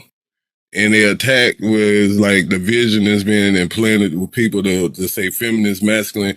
Everybody born with knowing what's right and wrong. I like the show. I love your topic, and it's awareness of the knowledge that I had to dig and dig and dig, and that stuff is like I see now that if I just known that we was here first on this planet as a scientific fact, everything, this your skin color and the whole nine, it's a reason why where we at now 3 or 4 place as you America. I mean, from us being here, like the whole teachings, and I'm just playing on this. We got the reconditioning from what we've been taught. Everything had to be retaught, rethought, rethink, and unify because we are under attack. Being under attack, it never been peace. It's true. We are under attack. This is why we got to have these conversations. These conversations are very important. I appreciate everybody who's gifting. I appreciate everybody who has participated in the panel. I also appreciate everybody who's watching live. I appreciate you all very much for that. BX, you've been patient. Do you have anything you'd like to add? Yes. You know what? There were times when I felt very engaged in the conversation and times when I felt lost, like people were trying to all lives matter, the topic. Then I think You I see, I've heard, been cool. BX, you see, I've been right, cool. right. Y'all been losing me a couple of times. I've been like, okay, all right. I've been And letting then they go. said they don't think about. Did they say?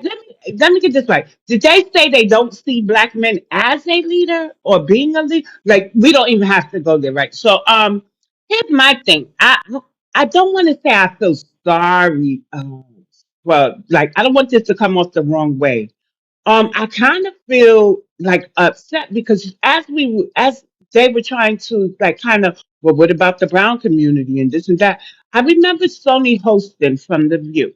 She was upset about the way the election was going.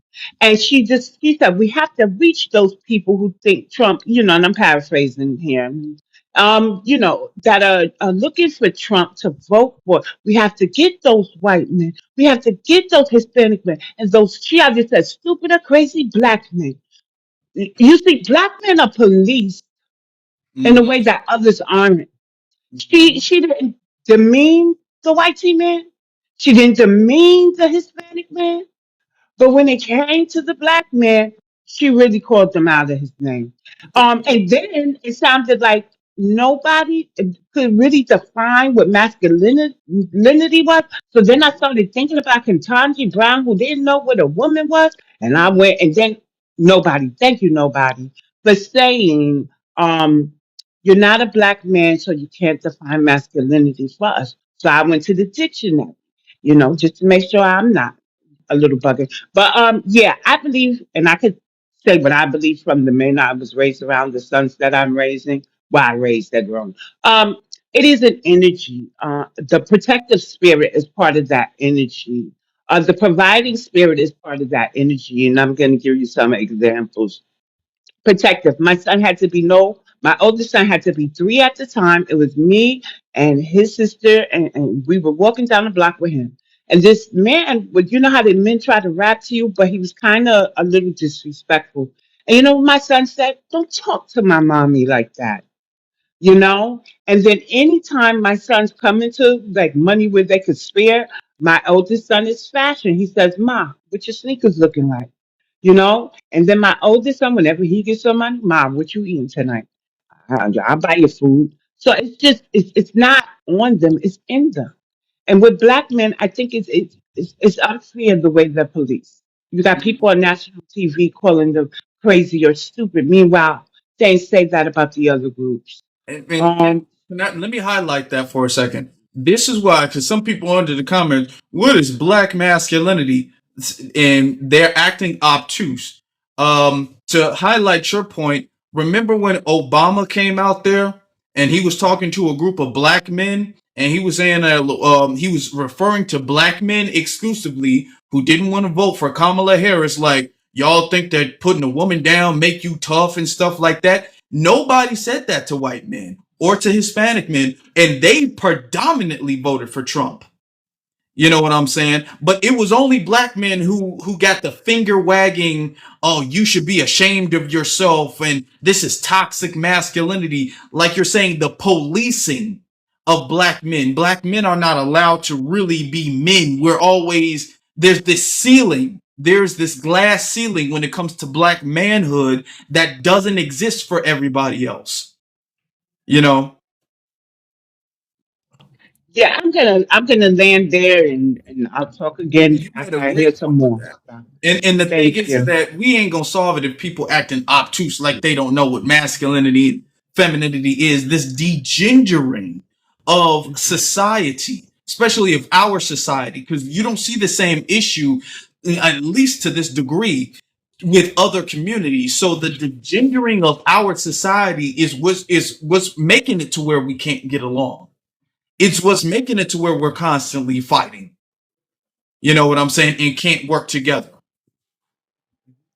Um, so we You got know what's funny, brother, is real quick, and I'll be 2 seconds. What's funny is that people know, right?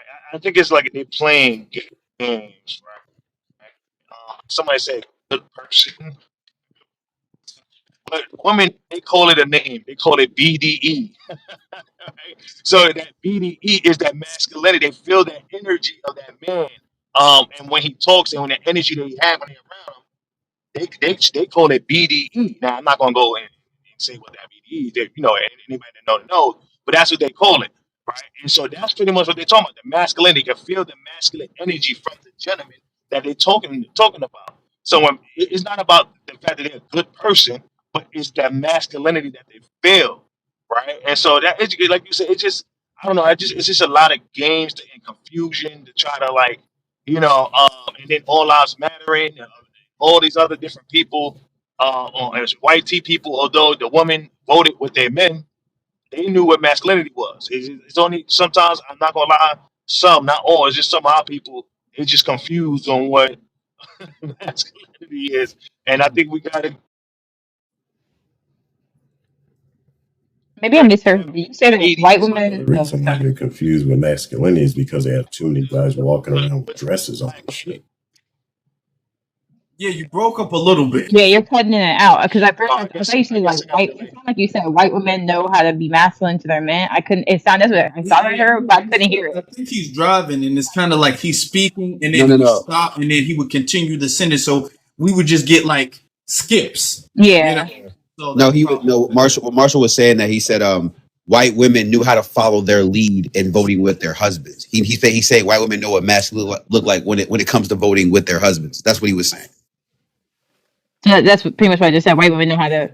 Okay, got it. They know what no, he's saying they know what it looks like. That's what his point was. It's not don't that's not his point. He wasn't saying they're masculine. They know how to follow. And it's true because I was saying in the comments, right?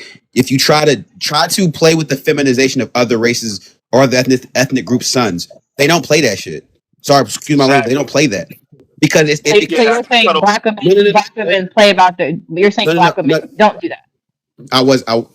In regards to this conversation, the way that you're coming about it, yes, you're saying you have no idea what masculinity is when it's clear in other communities they know what it looks like. No, again, I never said that because I know what the standard basis of masculinity is because I hear men talk about their idea and perception of masculinity is, right? This I think opens up to a larger conversation of saying, who is your masculinity for, right? Because if someone asks me and as someone that they're interested in dating or partnering with, hey, am I masculine enough for you? And I see them as someone who does their job, goes to work on time, treats people with respect, treats me with respect, is kind, is doing and knocks off all these boxes. I'm thinking, yeah, you're I guess masculine. I'm like looking at you with a weird kind of question, like it's a weird question to ask, right? But there's people who don't see masculinity the way. There's women and men on both sides of both sides of the coin who they Because think of masculine as my man look, has to be able to pay all my bills, my man hold has to on. do this, he has to do this, he has to Because do this. this is hold on. Let me jump in real quick because this is what I was talking about when we have the conversation about the definition of these things. We automatically go into gender roles. We're not talking about gender roles. We're talking about they were saying the energy, the characteristics, really the being of masculinity and femininity, divorced from the gender roles of who's washing the dishes and who's paying the bills and stuff like that. We're talking about certain traits and then how those traits are manifest in society. And This again, you manifest it in society through gender expectations, right? So when I get what you're saying to separate gender roles from this, but unfortunately, the society that we do live in, that's their a lot of their ideas of being a man are directly attached to gender roles and gender and the things we perceive to be. So it's we can say yes, it's very very different, but a lot of our reinforcing of those beliefs come from roles put in place for each of those people, right? So you like for instance, I heard someone out here say like, oh, a man is a leader. Then what is his leading looking like? That's just a characteristic and not an action. mhm. Well, I'm asking. Well, you're saying what? So what? Even when I've asked on here, you were the only one who answered. For me, but I'm saying that there are. Okay, here's the thing. When we talk about men are leaders and stuff like that, and people have an issue with that, the reason why we say these things is because of, and this all goes back to human nature as far as the biological aspect. Okay, when I say this argument, nobody's going to debunk that. If we're sitting up there, a father, mother, children in the house, somebody breaks in the house, there's not going to be any confusion about gender roles at that point. There's not going to be any confusion about who the main person should be on the front lines to protect the safety of the house. There's not going to be any confusion about, well, it doesn't really matter. There's no confusion when it comes down to danger. When it comes down to the protection of the rest of the group, there is no confusion about, okay, well, the man is a man and the man is stronger and the man got to take the charge. The man got to protect the rest of the group. There's not any confusion about you don't, if you hear a bump in the night, nobody flips a coin and be all like, well, we don't believe in gender roles in this house, so I'm going to have my wife go downstairs and check on that noise. That doesn't happen. Men, as men, we have overabundance of vasopressin, and vasopressin is the hormone that allows men to hear that whistling in the night and go and check on an alert. Like a baby could be crying and the father won't wake up, but the mother instinctively does. It's because of the hormones in her system. When a man hears that whistling in the night, that's what wakes him up. We're wired differently, and we're wired to actually protect and defend. Again, a Protection of the characteristic that you're nature. attaching directly to action, right? You just mentioned about a burglary need to protect that connects to an action. Earlier, when I said that, we all have different perceptions and ideas of what masculinity is, which I think is very true. Um, I never once said I don't understand or know the characteristics that are what we consider standard and basis of what it is to be masculine, right? I said I personally don't subscribe to it because I feel like it doesn't really help men either. When men already, men of all different backgrounds, but especially being within the Black community, Black men already have other pressures on them that come from within the community, expectant of other Black men. So when I Well, said, and I answered the question kind of clearly, it's expectations. That is Well, I leadership is based on actions. I wouldn't say it's oppression though. didn't say oppression, I said pressure. Like they already have the pressure on them. And a lot of that does exist, I think, from within Black male spaces, right? So Well, pressure makes diamonds. You're either going to be a coal or you're going to. One of my Okay, favorite. let's it's okay. a great thing, but in reality, we also know that there's a lot of Black men under pressure who is not making a diamond out of them, right? It's making Well, them they do need to other learn things. it. They need to Okay, be hold on. taught. They weren't taught properly. We'll do this, Andre. We'll do this because there's people who haven't even spoken yet, and I can't afford to be here Including alone. myself. We do have things later on to do, so I'll let you go, Andre, and then retro, you can go, and then we'll get to candy cats. So that way everybody will be able to like fully give their opinion now. So retro, What? Okay. not retro. Andre, you got it. Well, the thing with masculinity being under attack, to that I would say, what does it matter if it is or not? We have to be able to strive and overcome that, and we go through more battles than anybody. I don't see why that's an issue to have one more. It actually makes you more resilient and more stronger the more that you go through something. So it's like that with don't unalive you makes you stronger kind of deal. And so also the thing with is people not allowing themselves to be like, okay, if I'm going to have to be the leader, then I have to learn how to delegate authority properly. Say, for instance, there's a bump in the night. I'm in the military, so I'm naturally going to have that role. But even if I wasn't, I'm going to be handling that situation. My wife is in the medical field. I would delegate the role of her patching up people, patching up wounded. If I get wounded in that issue, in that incident, that's or something of that nature, or they need to keep the person alive, that ridiculous to keep that person alive just in case if they're alive still. That delegation would have to roll to me. Then I would have to teach my children how to have a proper escape plan, the proper hiding places, things of that nature. That's for me to teach them in certain aspects. So that's a proper delegation of position and situation. Also being able to understand where those situations lie in which I can position myself properly too. Because say if you need lights in a hallway so you know where you're going. There's light up switches and things like that. So you walk past it, a light pops on. I see that light or I hear it or flicker or something of that nature, and that gives me a good indication where that person is. It's all about setting yourself up. So with leadership, it's not just necessarily action, it's more preparation for the actions that you have to take place. And how much repetition do you have in the concept of your actions, of what you're trying to pursue or what you're trying to mitigate or prevent as well. And that's just one example of a proper way to do things. You have to set yourself up for that, and you also have to train yourself or have someone train you for those situations. And I think that the problem that I see with a lot of younger Black gentlemen is that they don't get the proper training of how to be a man. And fathers being absent at home is definitely one of them. I was blessed enough to have father, grandfather, all aunts, all my uncles, everything like that, so that's fine. But I think that's very paramount, and I think that once we get back to that, we can see a lot more Black excellence, if you will, and not these guys walking around with dresses on and having more than just sugar in their tank. That gender fluid is strong, gassing them up and stuff like that. Need to get that out of the community as well. But I'll end there. All right. Retro. Yeah. Okay. So when you talk about masculinity and femininity, it's really subjective. Okay. So it's hard to just pinpoint one thing or another that makes a person masculine. It's up to the other people who are perceiving them how masculine or feminine they are.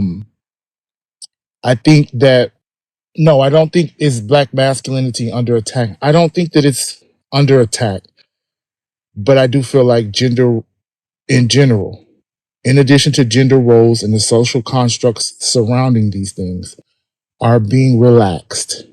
And I think that they're being relaxed because it's gotten to a point where it's become unhealthy. It has become toxic. It's kind of gone too far to one extreme or the next, and the expectations surrounding it. I feel like if you're masculine, the next person's level of masculinity or femininity doesn't affect yours, or it shouldn't. And we shouldn't be trying to control that anymore, because that to me is when it becomes performative. When someone wants to paint their nails and you tell them no, you're telling them to perform. This is how we perform masculinity. And that is you performing femininity based on the social constructs and traditions we were all taught. I feel like that's unhealthy. That's problematic. Let these people be who they are. We need to separate their gender and self expression from their sexuality and their sex. We need to kind of actualize these things as mutually exclusive concepts and coexist. Even if we don't agree, we can respect people. And as a community, when we say Black, we especially need to do that. Bring everyone in, even if they have something different going on about them. They're still Black. If a war or an altercation breaks out and it's about race, all the Black men, women, LBGT, and other are gonna all be on this one side. What do you mean? It- You mean in other races or in other groups? No. And other meaning, I don't know all the alphabet. I don't know all the genders. You know what I mean? Okay, okay. Go ahead. Everybody black is gonna yeah, everybody black is gonna be Everyone knows all of them. protecting. There's two. Oh, Yeah, I don't know, but everybody black is going to be protecting everybody black. We don't need to exclude them. That's a critical mass. So we just because they live a different lifestyle or whatever and they were accepted, that doesn't mean that we need to put them out or they're no longer this or they're no longer that. We need to accept and bring everybody in and all work together. One other thing, real quick, the social constructs on paying bills and all the 50-50 stuff. No, just pay them bills. We are not those people who created those systems. They had the resources to lay that out. We don't have those resources. We're under systemic oppression. So we don't need to try to hold a black man up to the standard of a white man or a black woman up to the standard of a white woman. We need to work together and do what works for us. And I'll land there. Well, let me ask you. Let me ask you a piece, Marshall. Peace, Marshall. You said gender roles have gone too far to the degree that they're toxic now. Can you express what gender roles you believe have gone to the extreme, and then how we're rolling that back, and that's become progressive to the community? So for one example, the emotion, men not being able to cry. I was having a debate with someone in the comments, and she's like, "Oh, there's a time and a place." Or how can other men respect a man if he's crying? That is toxic. That's unnatural. That's nature. That's robotic. That's performative. You got to stifle up and internalize your emotions because you're afraid of losing respect as a man or your masculinity comes into question. You're a human being. You have a heart and feelings and emotions. You feel that tight pain in your chest and your stomach and something hits you a certain way. Just because you're a man doesn't mean you feel it any less than a woman. And a woman, if anything, needs to be there to nurture and support you, not judge you. Your brothers, these other men are supposed to be there to lift you up, to support you in that moment, not clown on you or degrade you or question your masculinity as a man. So that's one way that's Can toxic. I add this? Man, Can I add this real quick? When it comes to the thing about crying, I think more men, and this is just from the black men I know, I feel like more black men have an easier time expressing their hardships or emotions or even venting to other men than they do to women.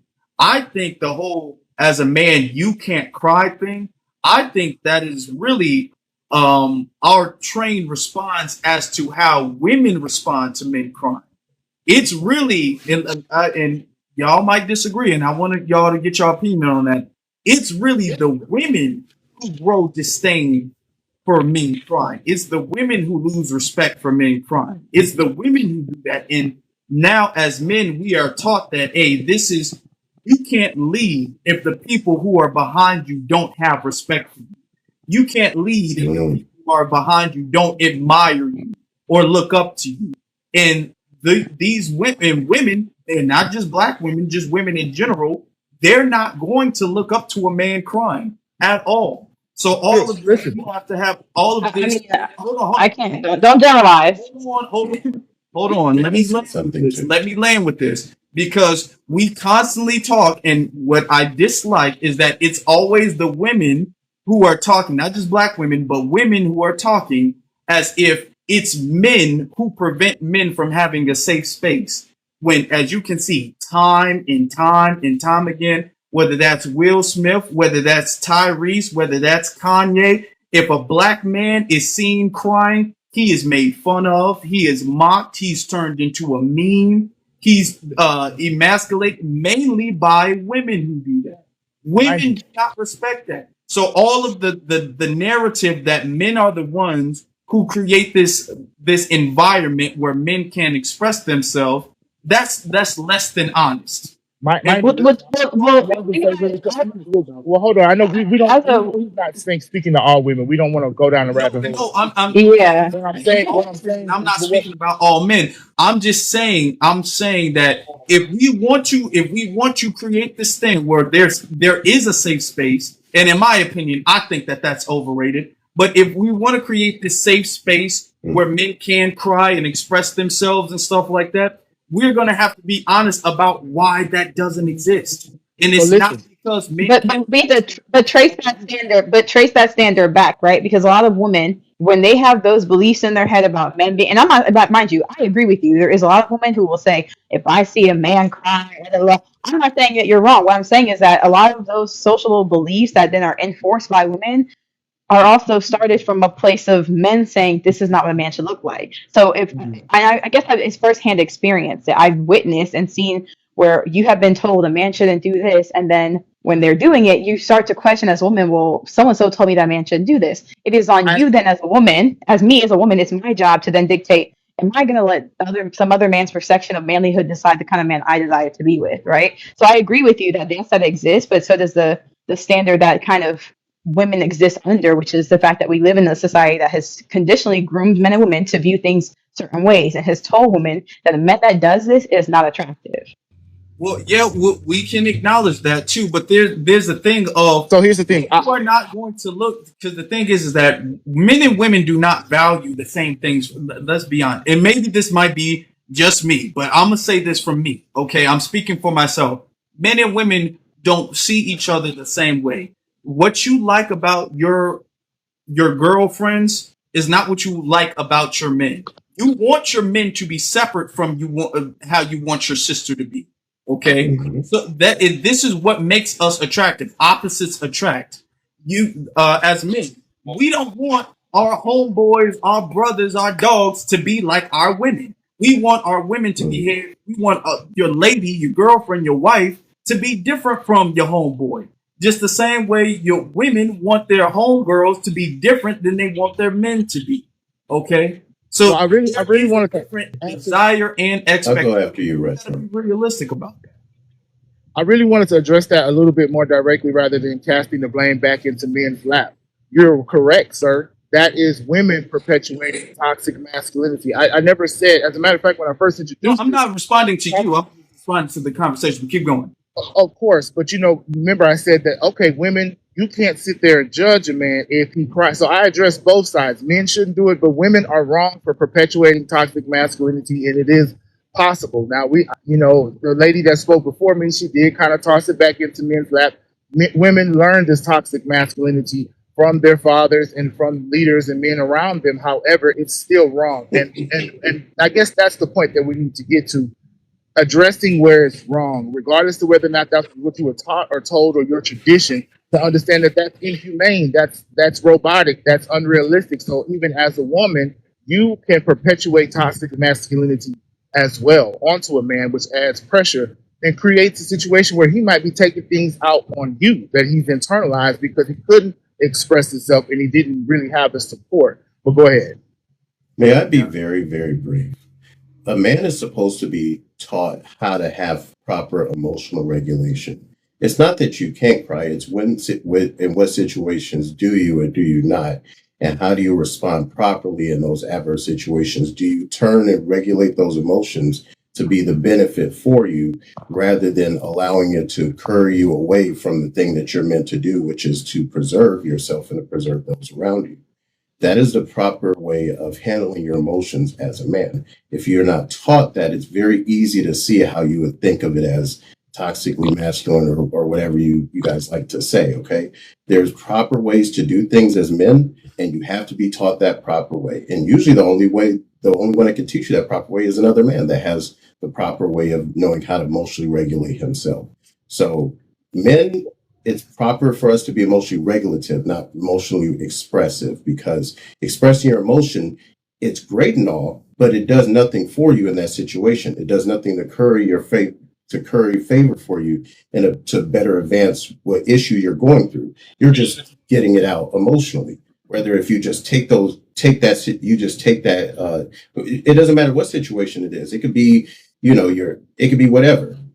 Men are supposed to be taught how to properly regulate our emotions for the betterment of what we're trying to achieve. And if we just sit there and cry, nothing gets done. We have to get things done. As men, society looks up to us to get things done.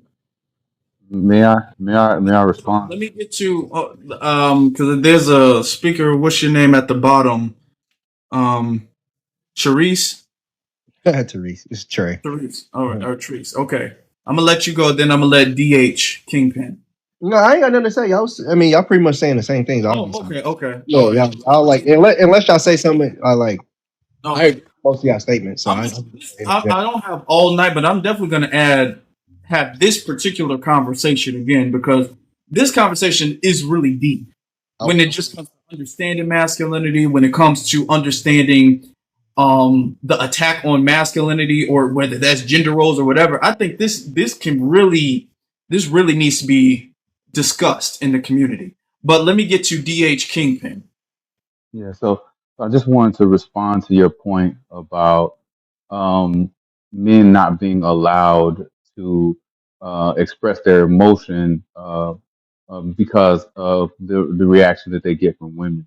I think there's a lot to unpack there, especially when you're talking about black men because black men here in America um, have a history with white supremacy where we were buck broken, we were basically emasculated, we were mistreated in front of our women, and that was for the purpose of letting our women know that this man cannot protect you whenever I come for you, whenever I come to do something to you or your children, to sell you away, to break up your family, or to cause any type of harm to you. This man cannot help you. So I think essentially what happened is we have passed down generational trauma where we have learned that we cannot show certain emotions there or show ourselves to be weak in front of our women, in front of our black women, because a black woman at this point feels that they cannot be protected by a man who shows certain types of emotion. So one example of the differences that I've seen in people, in black people who either will allow a black man or black women who will allow a black man to express himself in many different ways instead of just one stoic, emotionless way. Um, Growing up, I was very observative, right? I was kind of a quiet kid, so I would watch and observe people. And at a very early age, I say around junior high, I noticed that certain girls like me in certain areas. Like, let's say I'm in a room where I can clown around and I can tell jokes. There were certain girls that would like me while I'm being that goofy side of myself, and then there were certain girls when I was in another class where I'm being more calm, stoic, and expressing myself in that way. There were certain girls that would like me in that particular aspect. And what I found is I would start to ask these girls if they're about their relation, whether they had a brother, whether they had their were cool with their father or whatnot. And what I found is that the girls that had their father in their lives or had older brothers, they were the ones that I could be more goofy around. I could be more myself, in totality. But the girls that did not have a father figure around or older brothers around, I would have to be that stoic, almost like taking on that manly figure in front of them, and that's what they would be attracted to. And I learned that in junior high. So when you think about um, the legacy of slavery in the black community, when black men were being taken away and they weren't being able to protect black women, I think it was internalized and passed down that those women looked for a man that was very extremely overtly masculine. You have to be, I mean, you got to be in your masculine frame for those women, and this still works. So, fellas, if you need some free game, ask a woman if if she's cool with her dad, her brothers, and whatnot. If she is, cool with her dad, brothers, whatnot, rest assured you can be your goofy self. You can tell jokes and do all this, and it's gonna be great. It's gonna slide. You know what I'm saying? But when you find a woman that did not have that a relationship with her father, rest in your masculine frame and stay on your grizzly at all times, she's going to adore you and look up to you because, like I said, some of this stuff has been passed down through generational trauma from slavery, and I think also through sometimes family trauma through the lack of a father figure. So So it's a lot to unpack. But I definitely think that masculinity is under attack, and it's always been under attack here in America when you think about the legacy of slavery, buggery. All And right. I land there. All right. Well, masculinity will always be needed. Doesn't matter who it's Let from, it'll me always be needed. let Yeah. me get let me get to nobody, and then I do gotta go. We Yeah. got so get to nobody, then BX, and then we'll y'all just make sure y'all follow me so we can continue this conversation at a later time. Yeah, to your earlier point, Afro, men didn't create the ick list that Ray mentioned earlier about this whole thing about what turned, like, men didn't create that. So this idea that men are the ones shaping this kind of blocking of us being human is, no, that's not, no, it's what DH just mentioned. It's what women are largely responding. We've seen, again, to the degrees of men having various interests and certain women responding in a way being like, oh, that's weird or that's different, and this is like, all right, bet, but I'm not going to allow your perception of me to delay or demean me enjoying said activity or said hobby. So yeah, I think it's I think, to just kind of wrap this up, I think black masculinity is under attack. I think black men aren't allowed to express themselves to the degree that we want to. And I think, to your point earlier, Afro, we're not given the space to do it because, again, I think beyond the barbershop and certain areas online, black men aren't afforded certain spaces to where if we can speak to the issue, certain things start to go off topic, and we don't we some Marshall's earlier point, we kind of all lives matter conversation, because, again, once we start talking about black men, everyone starts kind of, well, what about this, what about that? No, the topic is us. We're not, this is what we're saying, we're trying to speak to the multi-layered and the duality of men, and we're saying that we're not afforded that because of the expectations that are put on us. And I'll let my But it's also at the same time, who cares if they give that to us or not? Make it yourself. I just wanted to say one more thing really quickly. You don't When want to give me my we talk masculinity, I'll about, take it for myself. Thank you very much. Hold on, Retro, what you got to say? so when we talk about nature, okay, when we have kids, right, when they're little, some of them it's naturally man. He's a boy's boy. He's masculine. He want that football. He don't want nothing but boy stuff. And then we got some little boys that don't want to get dirty. They're a little bit more feminine and sassy, and that's their nature. Okay, so you don't have to govern, control, put your hand on top of what their nature is. Make them. When you do that, you create something that is performative. You create something that is problematic. You let them know at such a very early age, and they're able to understand. They take it with them as their brain develops. And this is where the problems begin to come out, because no, I got to act this way. No, this is how I'm supposed to act. We're redirecting and controlling people rather than letting them be who they are, because there's still going to be that up underneath all the stuff that we didn't stacked up and made them internalize. It's still down in there. They're just going to perform in order to get by. It may work in their favor sometimes, but the signs are going to show at home and around them and people that they love and how they live their life. If we want to take the attacks off of masculinity, let's get some real masculinity. Well, And let the Well, okay, well, then you go out of bed and you go to the nurse's hospital and you go wear your gown. close out. We'll go and do the Hold on, test. Andre.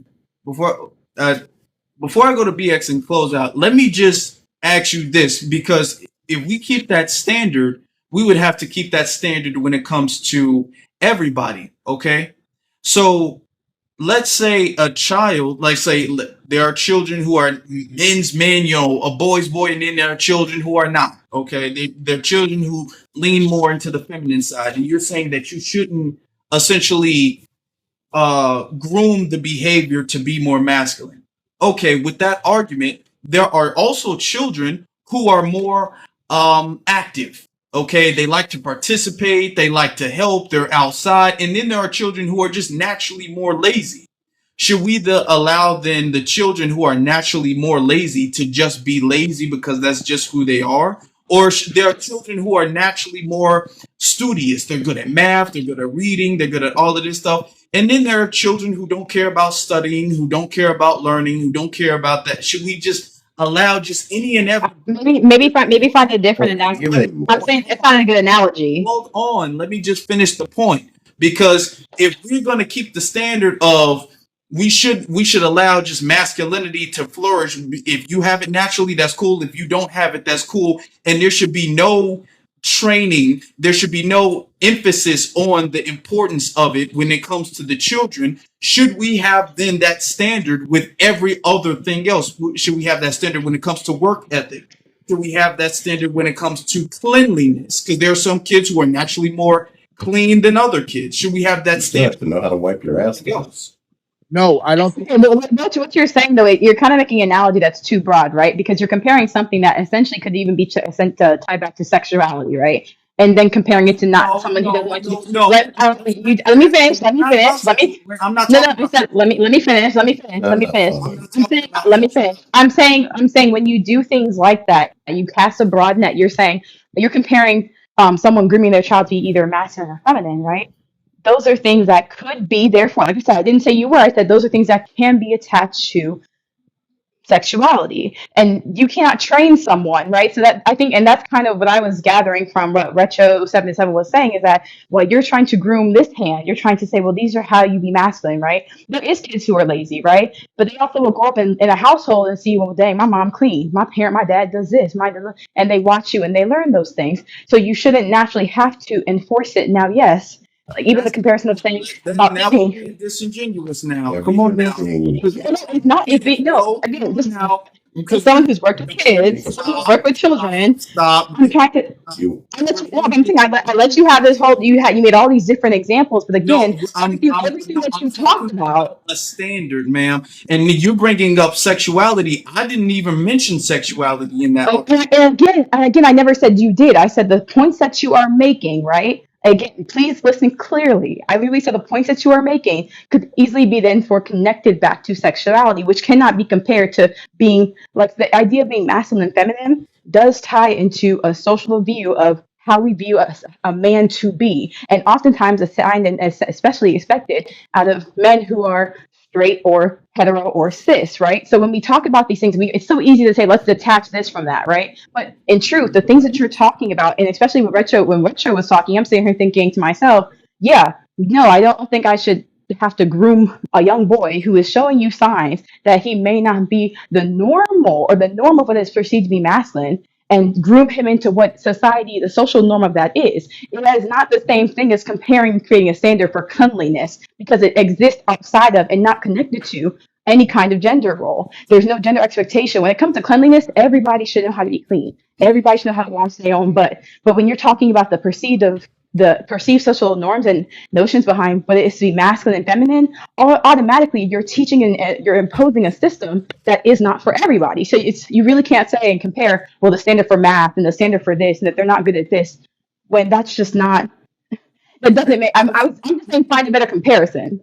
No, no, no. Here's the thing. He was comparing the fact that now, when it comes to masculinity, and when we have these conversations, often it gets the train gets sidetracked into now we're talking about sexuality. I'm not talking about sexuality. I'm talking about masculinity because there are feminine men who are heterosexual. Okay, and there are men who not wear no feminine. They don't wear makeup. They don't wear dresses. They don't paint their nails. Who are also homosexual. So I'm talking about masculinity as children. I'm not talking about their sexuality if they like boys or girls. Can And I? oftentimes when we talk about the standard that we should have in the discipline and structure we should have, it's perceived as some attack on their sexuality, and that's not what we're talking about. So listen. I want to respond to you outside of sexuality because when I first came in, I said those three things are mutually exclusive. So, but to you kind of helped me make my point. There are going to be boys who want to play sports that are feminine. Okay, there are going to be boys who are masculine who keep things cleaner than a woman. Okay, so these things are mutually exclusive. We can have you just because you're feminine or whatever doesn't mean that doesn't mean you don't clean up your kitchen or you don't clean up your room. If you want to play sports, the fact that you're feminine has nothing to do with that. You understand? If you're lazy, or I feel like I should suggest you getting into more athleticism, your gender expression or masculinity or femininity is mutually exclusive to that. I don't want you to get overweight.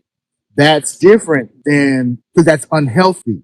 Your gender expression being masculine or feminine doesn't have anything to do with your health or your hygiene or cleanliness. So It does have something to do with your health, though.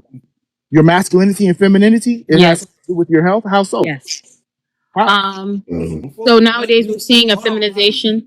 I'm new to the panel. Because after this, I'm gonna let you go, and then we're gonna have to wrap it up shortly. So I don't want nobody to interrupt you. So let's let him land. Oh no, I was good. No, I really wanted to hear what she was Okay. going. All right. You can go ahead.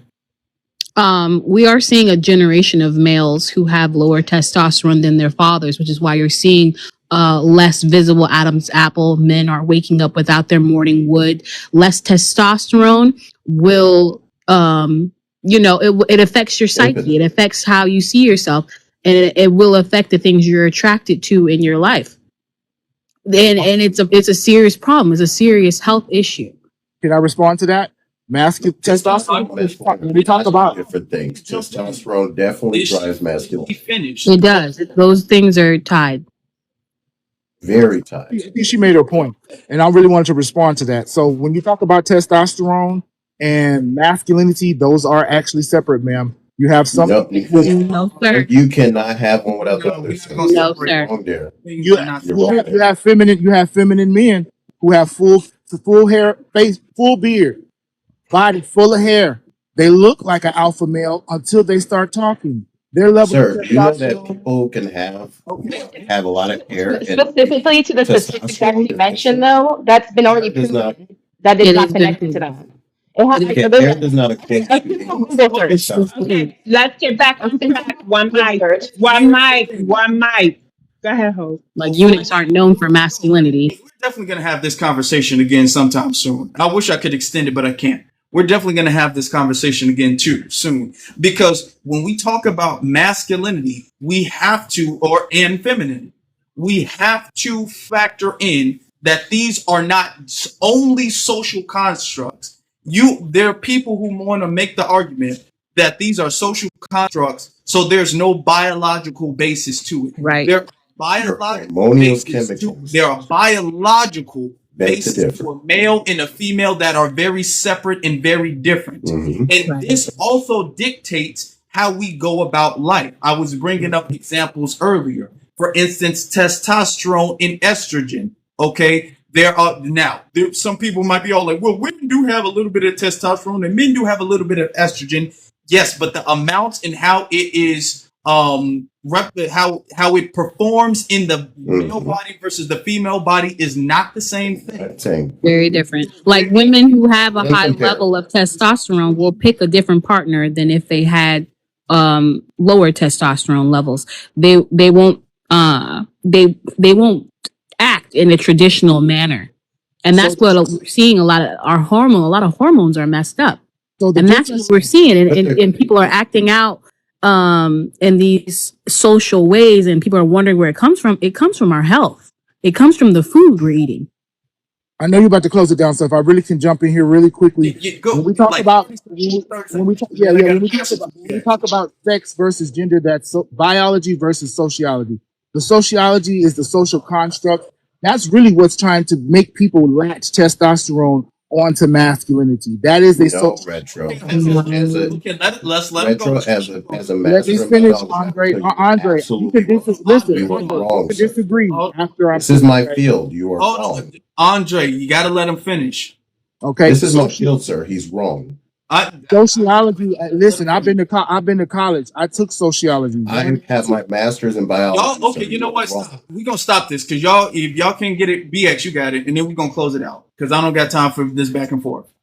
BX. Okay, I really like the topic. I usually don't sit in and because it always leads to gender WARs and all that other stuff.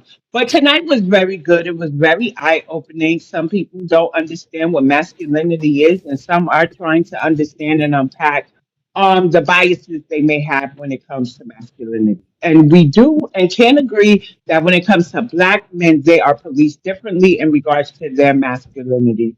They're not allowed to be men. They're not allowed to be masculine in the way that they need to be, because then they get their fingers wagged at them like their children. So this election, for me, I took the black men's lead. like that was in my circle.